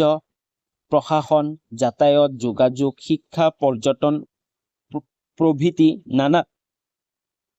তৰহৰ কৃষি ভিন্ন, অৰ্থাৎ ভূমি নিৰ্ভৰশীলতা কম হোৱাৰ ধৰণ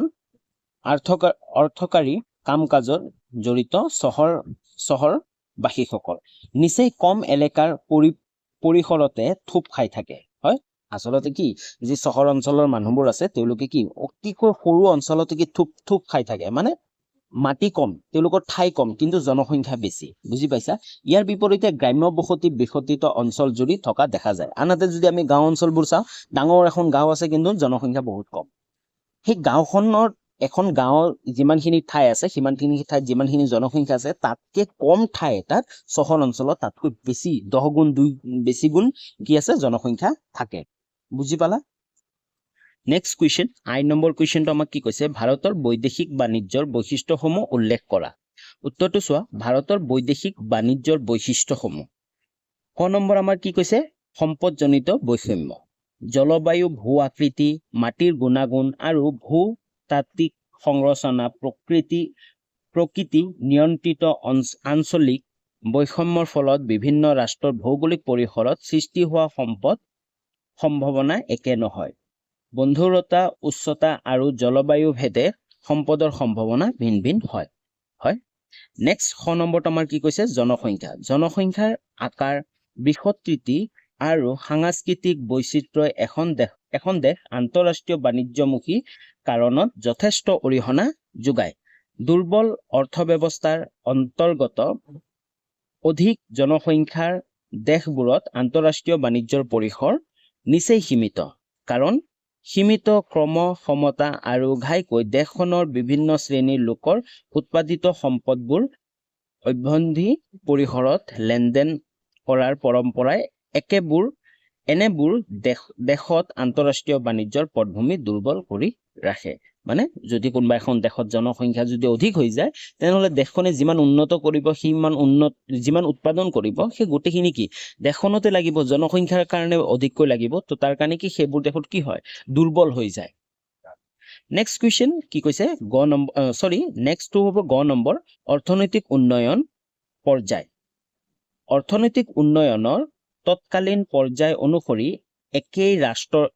ৰাষ্ট্ৰৰে আন্তঃৰাষ্ট্ৰীয় বাণিজ্যিক লেনদেনৰ তালিকাখনৰ সালসলনি হৈ থাকে। উদাহৰণস্বৰূপে কৃষিজাত আৰু খনিজজাত সম্পদৰ উৎপাদন ভিত্তিক ভাৰতৰ পৰা ঊনবিংশ শতিকাত প্ৰচুৰ পৰিমাণে আকৰিক লো আৰু কপাহ অৰ্থাৎ কেঁচা মালৰ ৰপ্তানি ঘটিছিল। ঊনবিংশ শতিকাত মানে কি? ঊনবিংশ শতিকাত প্ৰচুৰ পৰিমাণে ভাৰতৰ পৰা কি আকৰিক লো আৰু কপাহ অৰ্থাৎ কেঁচা মালৰ ৰপ্তানি ঘটিছিল। কুৰি শতিকা কালছোৱাত এই দুই প্ৰাথমিক খণ্ডৰ উৎপাদনৰ আধাৰতে পূৰ্বৰ কেঁচা মালৰ ৰপ্তানিৰ সলন তীখাৰ সৰঞ্জাম আৰু কপাহী কাপোৰ অৰ্থাৎ শিল্পজাত সম্পদৰ ৰপ্তানি পৰম্পৰা আৰম্ভ হয়। নেক্সট কি কৈছে? ঘ নম্বৰটো, বিদেশী বিনিয়োগৰ পৰিমাণ। অৰ্থনৈতিকভাৱে অনগ্ৰসৰ সম্পদ সমৃদ্ধ ৰাষ্ট্ৰসমূহৰ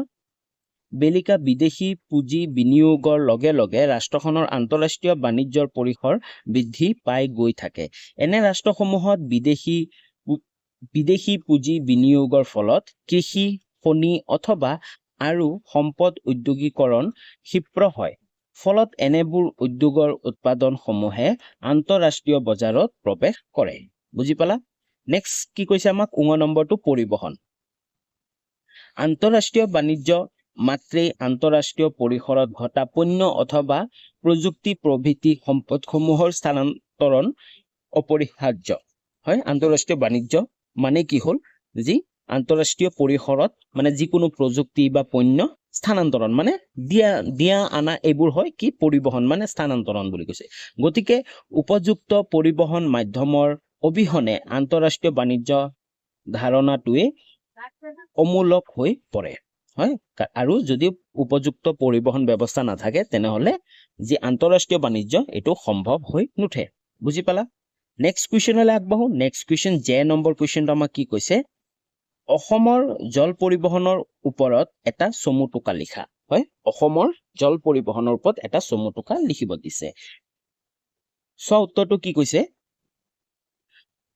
নদীবহুল অঞ্চল হিচাপে অসমত আভ্যন্তৰীণ জল পৰিবহণ সম্ভাৱনা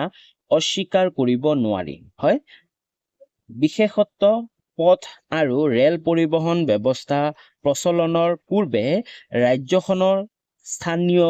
আঞ্চলিক আৰু আন্তঃআঞ্চলিক পৰিসৰৰ পৰিবহণ প্ৰকাৰ্য জল পৰিবহণৰ ওপৰতে নিৰ্ভৰশীল আছিল। কাৰণ অসমখন এখন কি? নদী মাতৃক দেশ, হয় নাই? কাৰণ অসমত বহুত বৃহৎ নদী আছে, কি? ব্ৰহ্মপুত্ৰ নদী, আৰু ব্ৰহ্মপুত্ৰ নদীৰ লগতে বহুত সৰু বৰ নদী আছে, যাৰ ফলত কি আগত কি হৈছিল? বেছিভাগ পৰিবহণ ব্যৱস্থা কিহৰ দ্বাৰা হৈছিল? এই নদীসমূহ ব্যৱহাৰ কৰি, মানে জাহাজেৰে পৰিবহণ হৈছিল। তো তাৰ কাৰণে কৈছে যে আন্তঃআঞ্চলিক পৰিবহণ প্ৰকাৰ্য জল পৰিবহণৰ ওপৰতে নিৰ্ভৰশীল আছিল। অসমত নাব্য অৰ্থাৎ নাও জাহাজ চলাচলযোগ্য জলপথ মুঠ দৈৰ্ঘ্য হৈছে 5023 কিলোমিটাৰ। কিমান আছে? 5023 কিলোমিটাৰ মানে জলপথ আছে। এই সমুদায় নাব্য জলপথ 4098 কিলোমিটাৰ একমাত্ৰ সৰু অথবা মজলীয়া হাত নাও আৰু অৱশিষ্ট 925 কিলোমিটাৰ জলপথ মেচিন নাও অথবা 100 টন পৰ্যন্ত ভাৰবাহী জাহাজ চলাচল উপযোগী ৰূপে গণ্য কৰা হৈছে। হয়, মানে কি কৈছে আমাক যি 5023 কিলোমিটাৰ কমপ্লিট আমাৰ কি আছে জলপথটো আছে, তাৰ ভিতৰত যি সমুদায় নাব্য জলপথ আছে 4000 কিমান আছে 98 কিলোমিটাৰ একমাত্ৰ সৰু অথবা মজলীয়া হাত নাও কাৰণে অৱশিষ্ট যিমান 925 কিলোমিটাৰ আছে সেইখিনি কি জলপথ মেচিন নাও অথবা 100 টন পৰ্যন্ত ভাৰবাহী জাহাজ চলাচলৰ উপযোগী ৰূপে গণ্য কৰা হৈছে, মানে এইখিনি গণ্য কৰা হৈছে। নেক্সট কি কৈছে, বৰ্তমান অসমত ব্ৰহ্মপুত্ৰকে ধৰি সৰু বৰ আন ভালেমান নদী বহুতো পাৰঘাট আছে। হয়, আমি সকলোৱে জানো বৰ্তমান ব্ৰহ্মপুত্ৰকে ধৰি সৰু বৰ আন ভালেমান নদীত বহুতো পাটঘাট আছে, যেনেকে নিমাতী ঘাট, বহুত কেইটা ঘাট আছে, হয় নে? এনেবোৰ পাটঘাটৰ ভিতৰত ব্ৰহ্মপুত্ৰ আৰু বৰাক নদীৰ পাৰত যথাক্ৰমে 29টা আৰু 25টা আৰু পনখিৰি, লোহিত আদি উপনৈসমূহত 5টা ঘাট পোৱা যায়। হয়, এনেবোৰ পাৰঘাটেৰে পাৰাপাৰ হোৱা মুঠ যাতায়ত সম্পাদনৰ বিপৰীতে 2001 পৰা 2002 বৰ্ষৰ ভাড়াৰ শিতানত সংগৃহীত মুঠ ৰাজহ আছিল কিমান 1.14 কোটি টকা। 2001 পৰা 2002 চনত যি ভাড়াৰ আছিল ন, সেই ভাড়াৰ পইচা কিমান আছিল 1.14 কোটি টকা আছিল। বুজি পালা? তো অসমৰ জল পৰিবহনৰ ওপৰত এটি টকা তোমালোকে এনেকে লিখিব লাগিব। তো নেক্সট কুৱেশ্যনবোৰ আছে। নেক্সট কুৱেশ্যন আমাৰ কি আছে 5 নম্বৰ কুৱেশ্যন, যি এইটো লাষ্ট হয়। 5 নম্বৰৰ ভিতৰত ABCD এনেকুৱা কুৱেশ্যন আছে। তলত দিয়া প্ৰশ্নসমূহৰ উত্তৰ দিয়া। হয়, এ নম্বৰটো কি কৈছে, জনসংখ্যা বিতৰণত ভৌগোলিক আৰু অৰ্থনৈতিক কাৰকসমূহৰ প্ৰভাৱ আলোচনা কৰা। যি জনসংখ্যাৰ বিতৰণ মানে কি, সকলো ঠাইতে যি জনসংখ্যা একে নহয়। কিয় একে নহয়? হয়, কিছুমান ঠাইত জনসংখ্যা অধিক বা কিছুমান ঠাইত জনসংখ্যা একেবাৰে নিম্ন। তো কিয় এনেকুৱা হয়, তাৰ ভৌগোলিক আৰু অৰ্থনৈতিক কাৰকসমূহ প্ৰভাৱ আলোচনা কৰা। কেনেকে ভৌগোলিক আৰু অৰ্থনৈতিক কাৰকসমূহে প্ৰভাৱ পেলায় তাৰ বিষয়ে আলোচনা কৰিব দিছে। উত্তৰটো চোৱা, জনসংখ্যাৰ বিতৰণত ভৌগোলিক কাৰকসমূহ। আমি প্ৰথমে ভৌগোলিক কাৰকসমূহৰ কথা লিখিম। ক নম্বৰ, পানীৰ উপলভ্যতা, এভেইলেবিলিটি অফ ৱাটাৰ, মানে পানী উপলব্ধতা, পানী আছে নে নাই। চোৱা, সকলো ধৰণৰ জীৱৰ বাবে এইটো আটাইতকৈ প্ৰয়োজনীয় উপাদান। আমি সকলোৱে জানো পানীয়ে প্ৰাণীৰ প্ৰাণ বুলি কয়। সেয়েহে পানী সহজতে আৰু প্ৰচুৰ পৰিমাণে প্ৰাপ্ত অঞ্চলবোৰত, বিশেষকৈ বিশুদ্ধ পানী পোৱা ঠাইত মানুহে বসবাস কৰিবলৈ বিচাৰে। গতিকে পৃথিৱীৰ জনসংখ্যাৰ বিতৰণ আৰু ঘনত্বৰ ওপৰত পানীয়ে স্বাভাৱিকভাৱে এক মহত্বপূৰ্ণ ভূমিকা পালন কৰে। হয়, যি ঠাইত বিশুদ্ধ পানী পাব, খোৱা পানী পাব, ভাল পানী পাব, সেই ঠাইত কি জনসংখ্যা বৃদ্ধি পাব, হয় নাই? আনহাতে যোন ঠাইত পানীয়ে নাপায়, যেনেকে মৰুভূমি অঞ্চলত পানীৰ ইমান নাটনি হয়, সেই অঞ্চলত কি জনসংখ্যা বৃদ্ধি পাব জানো? নাপায়। তো তাৰ কাৰণে ক নম্বৰ কাৰণটো হৈছে পানীৰ উপলভ্যতা, এভেইলেবিলিটি অফ ৱাটাৰ। বুজি পালা? নেক্সট কুৱেশ্যন খ নম্বৰটো আমাক কি কৈছে, ভূ অৱয়ৱসমূহ, মানে লেণ্ড ফৰ্মছ, যি আমাৰ ভূ অৱয়ৱ, আমাৰ মাটিখিনি আছে, হয় নাই? কিছুমান ঠাইত ওখ, কিছুমান ঠাইত চাপৰ, এই সকলোকে কি বুলি কোৱা হয়? ভূ অৱয়ৱসমূহ। ক'ৰবাত দ খাল আছে, বুজি পালা? ক'ৰবাত নদী আছে, তাকে কি লেণ্ডফৰ্ম বা ভূ অৱয়ৱসমূহ। চ' কি কৈছে আমাক, মানৱ সমতল ভূমি আৰু সুবিধাজনক ঠাইত বসবাস কৰিবলৈ ইচ্ছা কৰে। হয়, মানুহে সদায় কি কৰে, সমতল ভূমি, পাহাৰ পৰ্বত ইমান নিবিচাৰে, কাৰণ সমান হ'ব লাগে বা সুবিধা হ'ব লাগে, কাৰণ যাতায়াতৰ সুবিধা হ'ব লাগে। সেইবোৰ ঠাইত মানুহে কি থাকিব বিচাৰে। বুজি পালা? কিয়নো ভূভাগৰ অসমান স্থিতিয়ে মানুহৰ প্ৰায় সকলোবোৰ উন্নয়নমূলক কামত বাধা সৃষ্টি কৰে। হয়, যি ভূভাগৰ কি আছে, প্ৰায় সকলো উন্নয়নতে কি কৰে, উন্নয়নৰ কামত কি বাধা সৃষ্টি কৰে। এতিয়া পাহাৰ অঞ্চলত, এতিয়া আমাৰ অৰুণাচলত কি আমাৰ ৰাস্তা ঘাটৰ যি যাতায়াত ব্যৱস্থা আছে, ৰোড তাৰ বহুত বেয়া। তাৰ কাৰণ কি? তাৰ কাৰণ হ'ল কি, উন্নয়ন কৰিবই নোৱাৰে, কাৰণ ইমানেই তাত কি আছে, পাহাৰ আছে, তাৰ কাৰণে তাত সম্ভৱ হোৱা নাই। কাৰণ যিমান ডাঙৰ ডাঙৰ মেচিনেৰীবোৰ তাত ইউজ কৰিব নোৱাৰে, কাৰণ পাহাৰ। বুজি পালা? সেয়েহে এনেধৰণৰ অসুবিধা জনক ঠাইত জনসংখ্যাৰ বিসত্ৰতি কম হয় তো তাৰ কাৰণে যি পাহাৰীয়া অঞ্চলবোৰত কি হৈ আছে জনসংখ্যা কম হৈ আছে আনহাতে সমতল ভূমিত কি জনসংখ্যা বৃদ্ধি পাইছে বুজি পালা নেক্সট কুৱেশ্যন গ নম্বৰ কি কৈছে জলবায়ু মানে ক্লাইমেট মানৱ বসতিৰ বাবে অতি মাত্ৰা গৰম বা অতিশয় ঠাণ্ডা অঞ্চলবোৰ অস্তিকৰ মানে কি যি অতিকৈ গৰম আৰু অতিকৈ ঠাণ্ডাও কি মানুহৰ কাৰণে বেয়া আকৌ পৰিমিত সুবিধাজনক জলবায়ু দেশবোৰত য'ত জলবায়ুৰ তাৰতম্য অতিমাত্ৰাত নহয় সেইবোৰ অঞ্চলত জনসংখ্যাৰ ঘন হোৱা পৰিলক্ষিত হয় বুজি পালা যি অঞ্চলত কি জলবায়ু অতিকৈ ভাল তাত বেছি ঠাণ্ডাও নহয় বেছি গৰমো নহয় সেইবোৰ অঞ্চলত কি জনসংখ্যা কি বৃদ্ধি পায় বুজি পালা নেক্সট কি কৈছে ঘ নম্বৰ মাটি আৰু ভূমি সয়েলছ চোৱা কৃষিমূলক আৰু শিল্পজাত কাৰ্যকলাপৰ বাবে সেয়েহে যিবোৰ অৱতলত মাটি সাৰুৱা বা উৰ্বৰ তথা উন্নত মানদণ্ড সেইবোৰ অঞ্চলত জনসংখ্যা ঘনত্ব বেছি আনহাতে যোনবোৰ অঞ্চলত কি মাটিৰ যি সাৰুৱা হয় যোন ঠাইত মাটি সাৰুৱা হ'ব মাটিৰ উৰ্বৰতা শক্তি থাকিব সেই ঠাইত কি খেতি কৰা ভাল হয় তাৰ কাৰণে কি তাত জনসংখ্যা বৃদ্ধি পাব বুজি পালা নেক্সট কুৱেশ্যন আমাৰ কি কৈছে নেক্সটটো আমাৰ কি হ'ব জনসংখ্যা বিতৰণৰ অৰ্থনৈতিক কাৰকসমূহ আমি ভৌগোলিক কাৰকবোৰ আমি পঢ়িলো এইকেইটা আছিল কি ভৌগোলিক কাৰক তাৰ লগতে আমাক কি কৈছে যে অৰ্থনৈতিক কাৰকসমূহৰ প্ৰভাৱ আলোচনা কৰা এতিয়া আমি অৰ্থনৈতিক কাৰকসমূহৰ কি প্ৰভাৱ পেলায় তাৰ কথা আমি আলোচনা কৰিম চ ক নম্বৰ কি আছে খনিজ পদাৰ্থ মানে মেটেৰিয়েলছ কেনেকে চ খনিজ সম্পদসমূহ পৃথিৱীৰ সকলোতে উপলব্ধ নহয় হয় যি খনিজ সম্পদসমূহ যি মাটিৰ তলৰ পৰা আমি আহৰণ কৰোঁ মিনাৰেলছবোৰ সেইবোৰ সকলো ঠাইতেতো পোৱা নাযায় হয় নাই কিছুমান বিশেষ ঠাইত পোৱা যায় হয় নাই পৃথিৱীৰ কিছুমান অঞ্চল খনিজ পদাৰ্থৰে প্ৰাচুৰ্যময় আনহাতে কিছুমান অঞ্চল খনিজ পদাৰ্থৰ পৰা সম্পূৰ্ণ বঞ্চিত কিছুমান ঠাইত বহুত খনিজ পদাৰ্থ পোৱা যায় আৰু কিছুমান ঠাইত খনিজ পদাৰ্থ পোৱা নাযায় গতিকে অধিক খনিজ সম্পদেৰে প্ৰাচুৰ্যময় অঞ্চলবোৰত ঘন জনবসতিপূৰ্ণ হয় যি ঠাইত খনিজ সম্পদ পোৱা যাব মিনাৰেলছবোৰ পোৱা যাব তাত কি জনসংখ্যা বৃদ্ধি পাব হয় নাই কাৰণ সকলোৱে কি য'ত মিনাৰেলছ পাব খনিজ পদাৰ্থ পাব তাত মানুহবোৰ কি হ'ব তালৈ যাব মানুহবোৰে কি কৰিব তাত ফেক্টৰী বহাব বা কিবা উদ্যোগ বহাব হয় নাই নেক্সট খ নম্বৰটো কি কৈছে নগৰীকৰণ মানে আৰবানাইজেশ্যন মানে কি চোৱা নগৰসমূহে তুলনামূলকভাৱে সকলো দিশতে উন্নত মানৰ সা সুবিধা প্ৰদান কৰে সেয়েহে সকলোবোৰ নগৰীকৃত অঞ্চলসমূহ ঘন জনবসতিৰে পৰিপূৰ্ণ আনহাতে যিবোৰ নগৰবোৰ আছে হয় নগৰবোৰত কি সকলো সা সুবিধা আছে তাত এডভান্স কি আছে স্কুলবোৰ আছে চিকিৎসালয় আছে যাতায়াত ব্যৱস্থা সকলোবোৰ এভেইলেবল আছে তো তাৰ কাৰণে কি মানুহে কি বিচাৰে যে আমি নগৰলৈ যাওঁ তো নগৰলৈ যোৱাৰ কাৰণে কি সকলো মানুহ কি নগৰৰ ফালে আকৰ্ষণ হয় বুজি পালা তো তাৰ কাৰণে নগৰৰ জনসংখ্যা দিনক দিনে বৃদ্ধি পাই আহি আছে বুজি পাইছা নেক্সট কুৱেশ্যন এ নম্বৰ কুৱেশ্যনটো আমাৰ কমপ্লিট হ'ল আমাৰ বি নম্বৰ কুৱেশ্যনটো আমাক কি কৈছে ভাৰতৰ কৃষি খণ্ডৰ সমস্যাৱলী আলোচনা কৰা যি ভাৰতৰ কৃষি খণ্ড আছে এই কৃষি খণ্ডৰ যিবোৰ সমস্যাৱলী আছে সেই সমস্যাৱলীবোৰ মানে সমস্যাসমূহ আলোচনা কৰিব দিছে উত্তৰটো চোৱা ভাৰতত কৃষি খণ্ডৰ সমস্যাৱলী ক নম্বৰটো আমাক কি কৈছে অনিয়মিত মৌচুমী নিৰ্ভৰতা হয় অনিয়মীয় মৌচুমী নিৰ্ভৰতা ভাৰতৰ মুঠ কৃষিভূমিৰ 1/3হে জলসিঞ্চনৰ ব্যৱস্থা আছে হয় ভাৰতত যিমান কৃষি আছে হয় 1/3 মানে 1/3 কি জলসিঞ্চনৰ ব্যৱস্থা আছে মানে পানী হয় না পানীৰ ব্যৱস্থা আছে যিবোৰ চৰকাৰে দিয়া পানী হয় চৰকাৰী পানী বুলি ক'ব পাৰো ন চৰকাৰৰ আঁচনিয়ে দিয়া পানী অৰ্থাৎ দেশখনৰ কৃষিভূমিৰ অধিক অংশই বৃষ্টি নিৰ্ভৰ হৈ আছে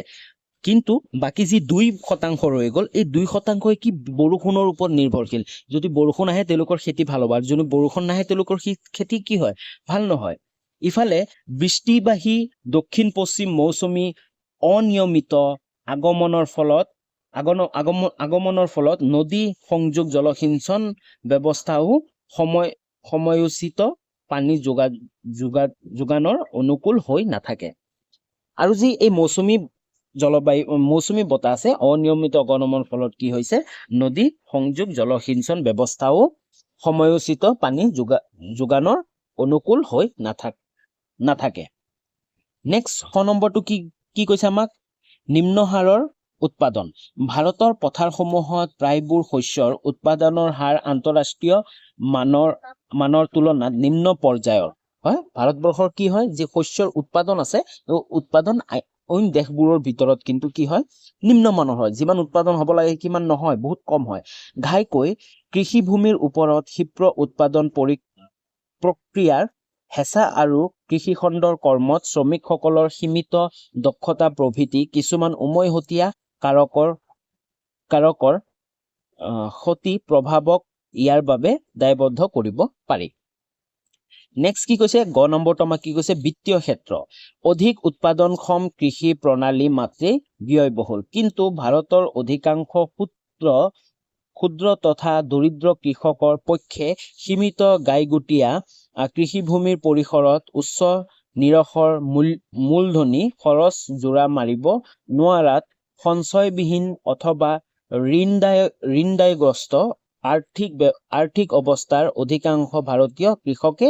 অবিকল্পভাৱে পৰম্পৰাগত কৃষি প্ৰণালীকে আদৰি আছে হয় আচলতে যিবোৰ দুখীয়া কৃষক আছে যাৰ মাটি কম তেওঁলোকে কি ডাঙৰ তেওঁলোকে বেংকৰ পৰা ঋণো ল'ব নোৱাৰে কাৰণ ঋণটো অধিক হৈ যায় তেওঁলোকে ঋণৰ যিমানখিনি পইচা দিব লাগে তেওঁলোকৰ উৎপাদন নহয় সিমানখিনি তো তাৰ কাৰণে কি তেওঁলোকে কি হয় এই বৰষুণৰ ওপৰত বা যি আমাৰ পৰম্পৰাগত কৃষি আছে তেওঁলোকে এডভান্স যি ট্ৰেক্টৰ এইবোৰ ইউজ নকৰে তেওঁলোকে কি সেই নাঙলে ইউজ কৰি খেতি কৰি আছে বুজি পালা ঘ নম্বৰটো কি কৈছে ভূমি সংস্কাৰহীনতা স্বাধীনতা লাভৰ পাছত কৃষিভূমিৰ সংস্কাৰ কাৰ্যই অগ্ৰাধিকাৰ লাভ কৰাৰ পৰিৱেশতো ঘাইকৈ ৰাজনৈতিক স্বাৰ্থৰ অন্তৰালত দেশৰ ভূমি সংস্কাৰ নীতিয়ে আশাপ্ৰদ সফলতা প্ৰদৰ্শন কৰা নাই ভূমি সংস্কাৰ কাৰ্যসূচীৰ বিফলতাৰ ফলত কৃষিভূমিৰ বৈষম্যমূলক বিতৰণ অব্যাহত থকাৰ কাৰণে দেশৰ মুঠ কৃষিজাত উৎপাদনৰ তলত পৰ্যায়তে থাকি গ'ল নেক্সট নম্বৰটো কি কৈছে ক্ষুদ্ৰাকৃতিৰ শস্য ক্ষেত্ৰ আৰু কৃষিভূমি বিখণ্ডন দেশৰ 50% কৃষকৰ কৃষিভূমি 1 হেক্টৰতকৈ কম হয় মই ক'লোৱে যে ভাৰতৰ বেছিভাগ কৃষকৰে যি কৃষিভূমি আছে বহু কম তেওঁলোকৰ আচলতে চাব লগা আমাৰ উত্তৰ পূৰ্বাঞ্চলৰ কৃষকসকলৰ ভূমি একেবাৰে নাই যদিও চাব গ'লে যে আমাৰ পাঞ্জাবৰ কৃষকৰ ভূমি বহুত ডাঙৰ থাকে কিন্তু আমাৰ আনহাতে যদি আমি উত্তৰ পূৰ্বাঞ্চলৰ কৃষকসকলৰ আমি কৃষি মাটি চাব যাওঁ তেওঁলোকৰ বহুত কম তেওঁলোকৰ মাজৰে 40% কৃষকৰ মাটি গাই প্ৰতি আধা হেক্টৰতকৈ কম জনসংখ্যা বৃদ্ধিৰ লগে লগে উত্তৰাধিকাৰী সূত্ৰে মাটি ভাগ হোৱাৰ ফলত পুৰুষানুক্ৰমিকভাৱে কৃষিভূমিৰ বিখণ্ডন কাৰ্য অব্যাহত থাকে ফলত বিখণ্ডিত কৃষিভূমিৰ হাৰ ক্ষিপ্ৰ গতিত কমি আহি আছে বুজি পালা নেক্সট কুৱেশ্যন চি নম্বৰ কুৱেশ্যনটো আমাক কি কৈছে ভাৰতবৰ্ষৰ জল প্ৰদূষণৰ প্ৰকৃতি আলোচনা কৰা উত্তৰটো চোৱা ভাৰতবৰ্ষত জনবহুল তথা উদ্যোগপূৰ্ণ এলেকাবোৰত চুই যোৱা নদ নদী বেলিকা প্ৰদূষণৰ মাত্ৰা বৃদ্ধি পাই আহিছে সেয়েহে উৎস অৱস্থানৰ পৰা পাৰ্বত্য এলেকাৰ মাজলৈ বৈ অহা অৱস্থাত নদী একোখনৰ পানী সাধাৰণতে বিশুদ্ধ অৰ্থাৎ ব্যৱহাৰযোগ্য অৱস্থাত থাকে যদিও সমভূমি গতিত সোমোৱাৰ পাছত ক্ৰমে মোহনামুখী দূৰত্ব বৃদ্ধি সমানুপাতিক হাৰত একেখন নদীত প্ৰদূষণৰ মাত্ৰা বাঢ়ি গৈ থাকে মানে আমাৰ ভাৰতবৰ্ষত যিমানবোৰ নদী আছে সেই নদীবোৰ যেতিয়া ক'ৰ পৰা আহে আমাৰ হিমালয়ৰ পৰা বেছিভাগ নদী আমাৰ কি যি উত্তৰ ভাৰতৰ বেছিভাগ নদীয়ে কি আছে আমাৰ হিমালয়ৰ পৰা সৃষ্টি হয় হিমালয়ৰ পৰা সৃষ্টি হয় যি পাহাৰ অঞ্চলৰ পৰা আহে যি পাৰ্বত্য অঞ্চলত থাকে তেতিয়া নদীটো কি আমাৰ ভালে থাকে বা নদীৰ পানী কি থাকে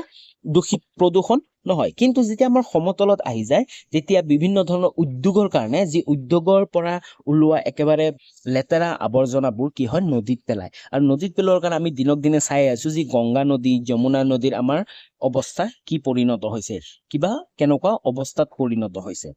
বুজি পালা সমভূমিত সোমোৱাৰ পাছত অৱস্থাত খোৱা পানীকে ধৰি বিভিন্ন ঘৰুৱা কাম কাজ জলসিঞ্চন আৰু উদ্যোগ ক্ষেত্ৰসমূহত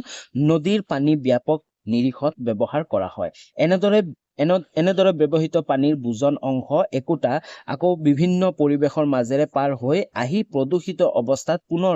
সোঁতত বিলীন হয়। উদাহৰণস্বৰূপে ঘৰুৱা খণ্ডত ব্যৱহৃত নদীৰ পানী বিভিন্ন খাল ডুঙেৰে ওলাই আহি নদীত পৰালৈকে বহু ধৰণৰ জৈৱিক অপদ্ৰব্য সহ ভালেমান অনুজীৱ প্ৰদূষক বোৱাই আনি মূল নদীৰ সংযোগ কৰে। তো এনেদৰে যেতিয়া মানুহে ব্যৱহাৰ কৰে বিভিন্ন ধৰণৰ নলাৰ পৰা আহি কেনে কি পুনৰ নদীটোক কি কৰে দূষিত কৰে। বুজি পালা? নেক্সট কি কৈছে, সেইদৰে কৃষিভূমিৰ পৰা নদী অভিমুখী নদমাৰ পানীত ৰাসায়নিক সাৰ আৰু কীটনাশক প্ৰদূষক উটি বাঢ়ি আহে। যেনেদৰে কৃষিত আমাৰ কি কৰে বিভিন্ন ধৰণৰ কীটনাশক ব্যৱহাৰ কৰা, তো তাৰ কাৰণে যি পানীৰ লগত মিহলি হৈ পুনৰ কি আহে নদীলৈ আহে। ঔদ্যোগিক এলেকাৰ পৰা বৈ অহা নৰ্দমাৰ পানী আকৌ নানাবিধ ভৌতিক আৰু বিষাক্ত ৰাসায়নিক প্ৰদূষণক ভয়ংকৰ পৰিমাণত মিহলি হৈ আহে। উত্তৰ ভাৰতৰ নদীসমূহৰ গ্ৰীষ্ম ঋতু অৰ্থাৎ নদীৰ জলপৃষ্ঠ সৰ্বনিম্ন পৰ্যায়লৈ নামি যোৱাৰ বতৰত জল প্ৰদূষণৰ মাত্ৰাধিক্য ঘটে। জল সম্পদ ৰক্ষণাবেক্ষণৰ উদ্দেশ্যে বাস্তৱসন্মত নীতি নিৰ্ধাৰণ আৰু আইন প্ৰণয়ন আদিৰ শীঘ্ৰে কাৰ্যকৰী ব্যৱস্থা হাতত লোৱা আৱশ্যক হয়। আৰু এইবোৰ নদীবোৰ যেতিয়া দূষিত হৈ আছে তাৰ কাৰণে কি কৰিব লাগে, চৰকাৰে বা আইন প্ৰণালীৰে কি কৰে বিভিন্ন ধৰণৰ ব্যৱস্থা হাতত ল'ব লাগে। তদুপৰি কৃষি আৰু উদ্যোগৰ ক্ষেত্ৰত দূষণত জলসঞ্চয় আৰু জল সংৰক্ষণক প্ৰযুক্তিৰ ব্যাপক প্ৰয়োগৰ বিষয়েও চিন্তা চৰ্চা কৰা আৱশ্যক। অৱবাহিকা উন্নয়ন, বৃষ্টি জল সংগ্ৰহ, জল সম্পদ পুনৰ চক্ৰায়ন আৰু পূৰ্ণ ব্যৱহাৰ আৰু একোষিনী জল সম্পদ যৌগিক ব্যৱহাৰ প্ৰভৃতি পৰিপূৰক কাৰ্যক্ৰমৰ যোগেদি দেশখনৰ সীমিত জল সম্পদৰাজিৰ প্ৰদূষণমুক্ত কৰাৰ লগতে উপলব্ধতা দীৰ্ঘম্যাদী কৰিব পৰা যায়। বুজি পালা? Next question, D number question, last কুৱেশ্যনটো আমাক কি কৈছে, ভাৰতৰ চাৰিসীমা দেখুৱাই এখন মানচিত্ৰ অঁকা আৰু তাত তলত দিয়াবোৰ বহুৱা হয়। আমাৰ পৰীক্ষাত ভূগোলৰ ভাৰতৰ মানচিত্ৰ আঁকিবলৈ কিন্তু দিবই দিব, আৰু ইয়াতে